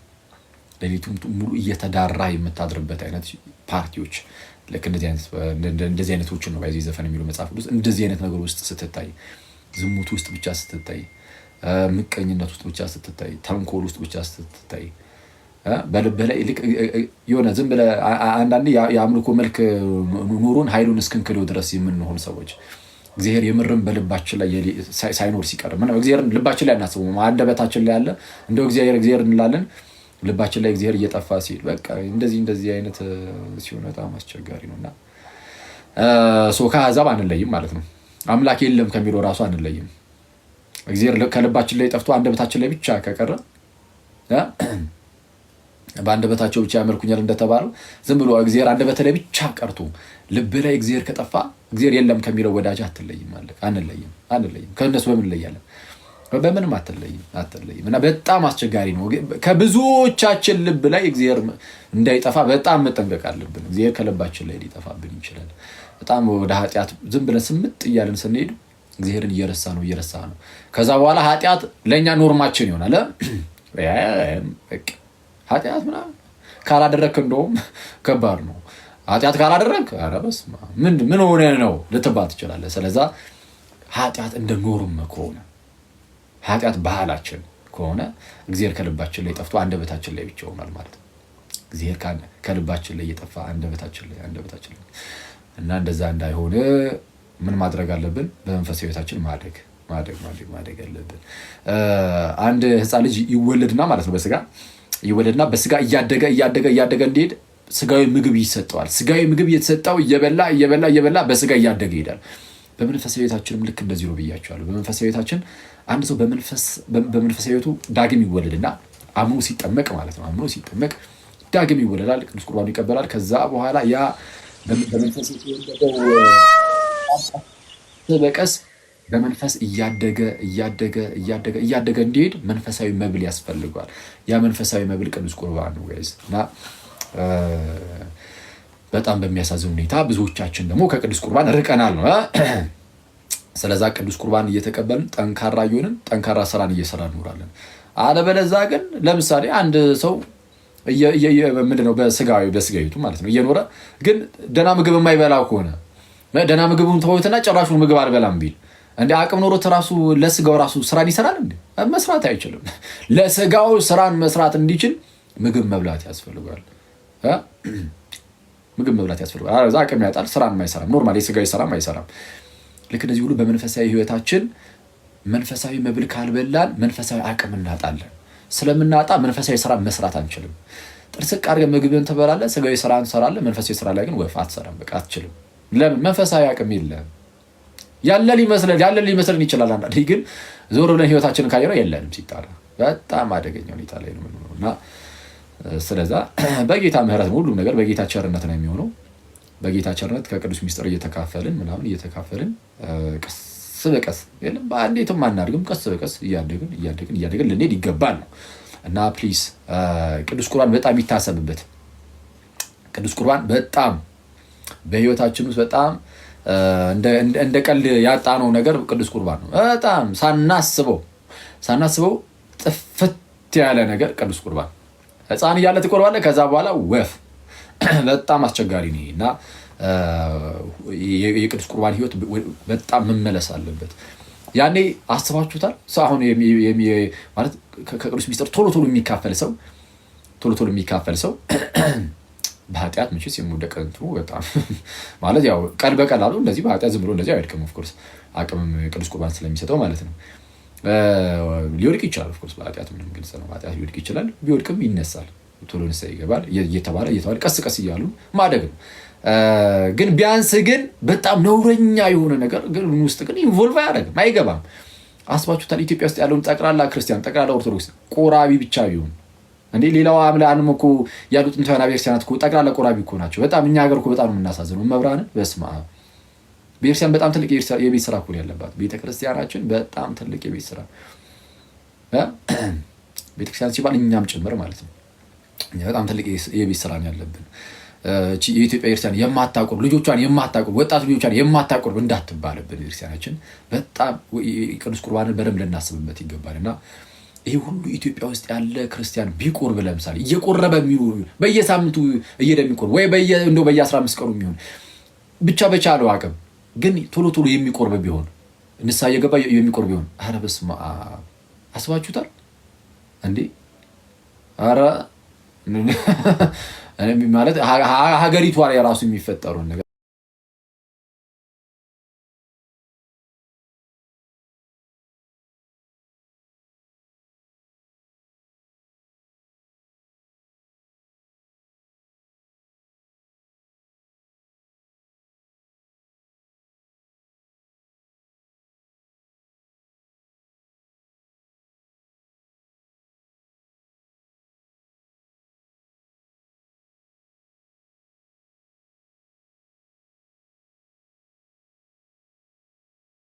ያ ሰውዬ በመንፈሳዊ ህይወቱ ያው መውደቅ መነሳት አለው አይደል? እና አንዳችን ለአንዳችን እንጸልያለን። ለምሳሌ እናንተ ለኔ ትጸልያላችሁ፣ በእናንተ ጸሎት እንዳሉ ነው ማስበው። ነገራችን ላይ ጌታ ኢየሱስ የሚያውቀው ማለት ነው። እያልኩኝ ነበር ቅድም ለአንድ ወዳጄ ለማን ነው ለዮኒ ለባሮኪ ብቻ አይነስ እያልኳቸው ነበረ። አረ ለጀማው እያልኩኝ ነበር። አረ እኔ በስመ አብ የሀገር ጸሎት ነው ያለኝ ማለት እኔም ጸሎት ሳይሆን በጣም የሚጸልይልኝ የሀገር ህዝብ ነው ያለው እና ፊል አደርገዋለሁ። እኔ እንደኔ ቢሆን በስመ አብ በጣም እጠፋ ነበርና ግን በጣም እናንተ ጸሎት ታግዘኛለች እና ልክ የእናንተ ጸሎት እኔን የምታግዝ ከሆነ የቅድስት ድንግል ጸሎት ደግሞ ምን ያህል ያግዘኝ ይሆን? የቅዱሳኑ ጸሎት እናንተንስ ምን ያህል ያግዛችሁ ይሆን? ስለዚህ የቅዱሳኑ ጸሎት በመንፈሳዊ ህይወታችሁ እንድታድጉ ያግዛል። ኦፍኮርስ ያግዘናል፣ ለሁላችንም ማለት ነው። የቅዱሳኑ ጸሎት ያግዘናል እና በቃ እሱ ነው መዳናችሁ እንድትፈጽሙ ያደርጋችኋል። መዳናችሁ እንድትፈጽሙ ወደ ንስሐ እንድትቀርቡ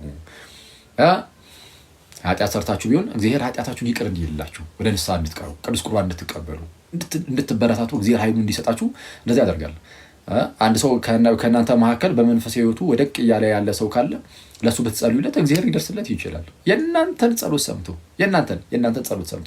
ታዲያ የእናንተን ጸሎት ሰምቶ እግዚአብሔር ለዛ ሰው የሚደርስለት ከሆነ ይሄ ነው አንዱ ለአንዱ መማረድ ማለት ይሄ ነው። የቅዱሳን ምልጃ ደግሞ የጻድቅ ሰው ጸሎት በስራው እጅግ ኃይል ታደርጋለች ስለሚል የእነሱን በጣም በሰፊው እንጠቀማለን ነው። ፕላስ ደግሞ ሩጫቸውን ጨርሰዋል እነሱ ኦልሬዲ ሩጫቸውን ጨርሰው ከጌታ ጋር ስላሉ ለእነርሱ ራሱ የሚያሳስባቸው ነገር የለም።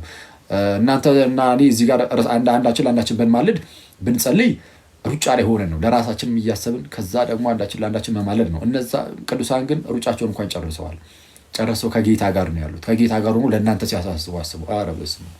ከዛ አንጻር ማለት ነው እንደዛ ነው። በቃ የድህነት ትምህርት ተብሎ የሚሰጠው የድህነት ትምህርት ከተባለ ይሄ ነው። ከዚህ ውጭ ያሉ አንዳንድ የሚነገሩ ነገሮች ምናምን ቢኖሩ እንደው ይህን ገዳም የረገጠ እንደዚህ ቢሆን እንደዛ ምናምን የሚሉ ነገሮች እነሱ እንግዲህ ይሄ ቃል ኪዳን ምናምን በሚል ስም የሚሰጡ ነገሮች ናቸው። እነሱ ከምን አንጻር ራሱ ቃል ኪዳን የሚባለው ራሱ ምንድን ነው የሚለው እሱ በጣም ራሱን ችሎ ትምህርት ያስፈልጋል እነሱን ለመናገር። እሱ ለጊዜው ያዛርጉትና የድህነት ትምህርት ከተባለ ግን በቃ ይሄ ብቻ ነው። የድህነት ትምህርት ተብሎ የሚሰጠው ይሄ ነው። የድህነት ትምህርት ተብሎ እንትን ገዳም ሄደህ ስለረገጥክ ትድናለህ የሚል አይጨመርበትም። በቃ የድህነት ትምህርት አሁን ያልኳችሁ ነው። ይሄ ነው እንግዲህ ክርስትናችንን ቤተክርስቲያናችንን ልናቅ ይገባል። እናንተ ሰዎች የድህነት ትምህርት ላይ ያልገባው አለ። በአጭሩ የድህነት ትምህርት ምንድን ነው ብያችኋለሁ። ሰው ወደቀ፣ ሞተ፣ እግዚአብሔር ሊያድነው ሲፈልግ ልጁ ኢየሱስን ላከለት። ልጁ ኢየሱስ መጥቶ ለዓለም ሁሉ የሚሆን ማስተሰሪያ አድርጎ ራሱን አቀረበ። ስለዛ የዓለም መድኃኒት ተባለ ኢየሱስ። ዓለም ግን እንዲድን ማመን አለበት ክርስቶስን። ስለዛ በክርስቶስ በኩል የተላለፈውን ትምህርት ሁሉ መቀበል አለበት። አምኖ መጠመቅ አለበት። ተጠምቆ ቅዱስ ቁርባን ይቀበላል። እሱ ሳይሰራ እዚህ ስቴፕ ላይ በቃ ይድናል። ዳግም ተወልዷል፣ ድኗል። ከዛ በኋላ የዳነው ሰው ደግሞ ድህነቱን ይፈጽማል። በምን? መልካም ስራን በመስራት። የድህነት ትምህርት ከዚህ ውጭ ያለው አሁን መጽሐፍ ቅዱስ ላይ በጌታ የለውም። አይ ቲንክ እሺ። እና የድህነት ትምህርት በአጭሩ ኦርቶዶክሳዊው ክርስቲያናዊው የድህነት ትምህርት ይህን ይመስላል።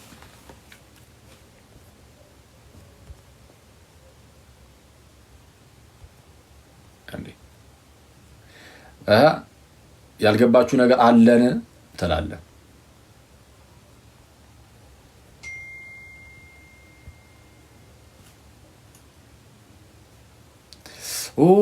በስመ አብ። የድህነት ትምህርት ብቻ ብዬ ስለሄድኩኝ እሺ። ያው ትንሣኤ ሙታን እንግዲህ ያው በትንሣኤ ሙታን ማመን አለባችሁ፣ ግልጽ ነው። ክርስቶስ ስለሁላችን ከሞተ ሞቶ ካልቀረ ደግሞ ከተነሳ እንግዲህ ሁሉ ነገር አፍተሩ ምንድን ነው? ሞቶ ላለመቅረት ለመነሳት ነው። አንዴ ቻርጅ ሰካ ስንቴ እንዳቋረጠ ይያለ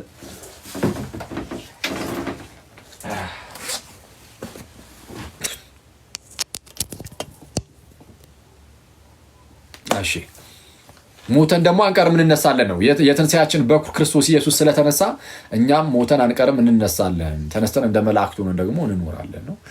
ትንሣኤ ሙታን ያው እንደዛ ነው። እሺ ትንሣኤ ሙታን በተደጋጋሚ እንሄድበታለን። አክቹዋሊ የመጨረሻው ትንሣኤ ሙታን ነው መሰረት የክርስትና ትምህርታችን ላይ።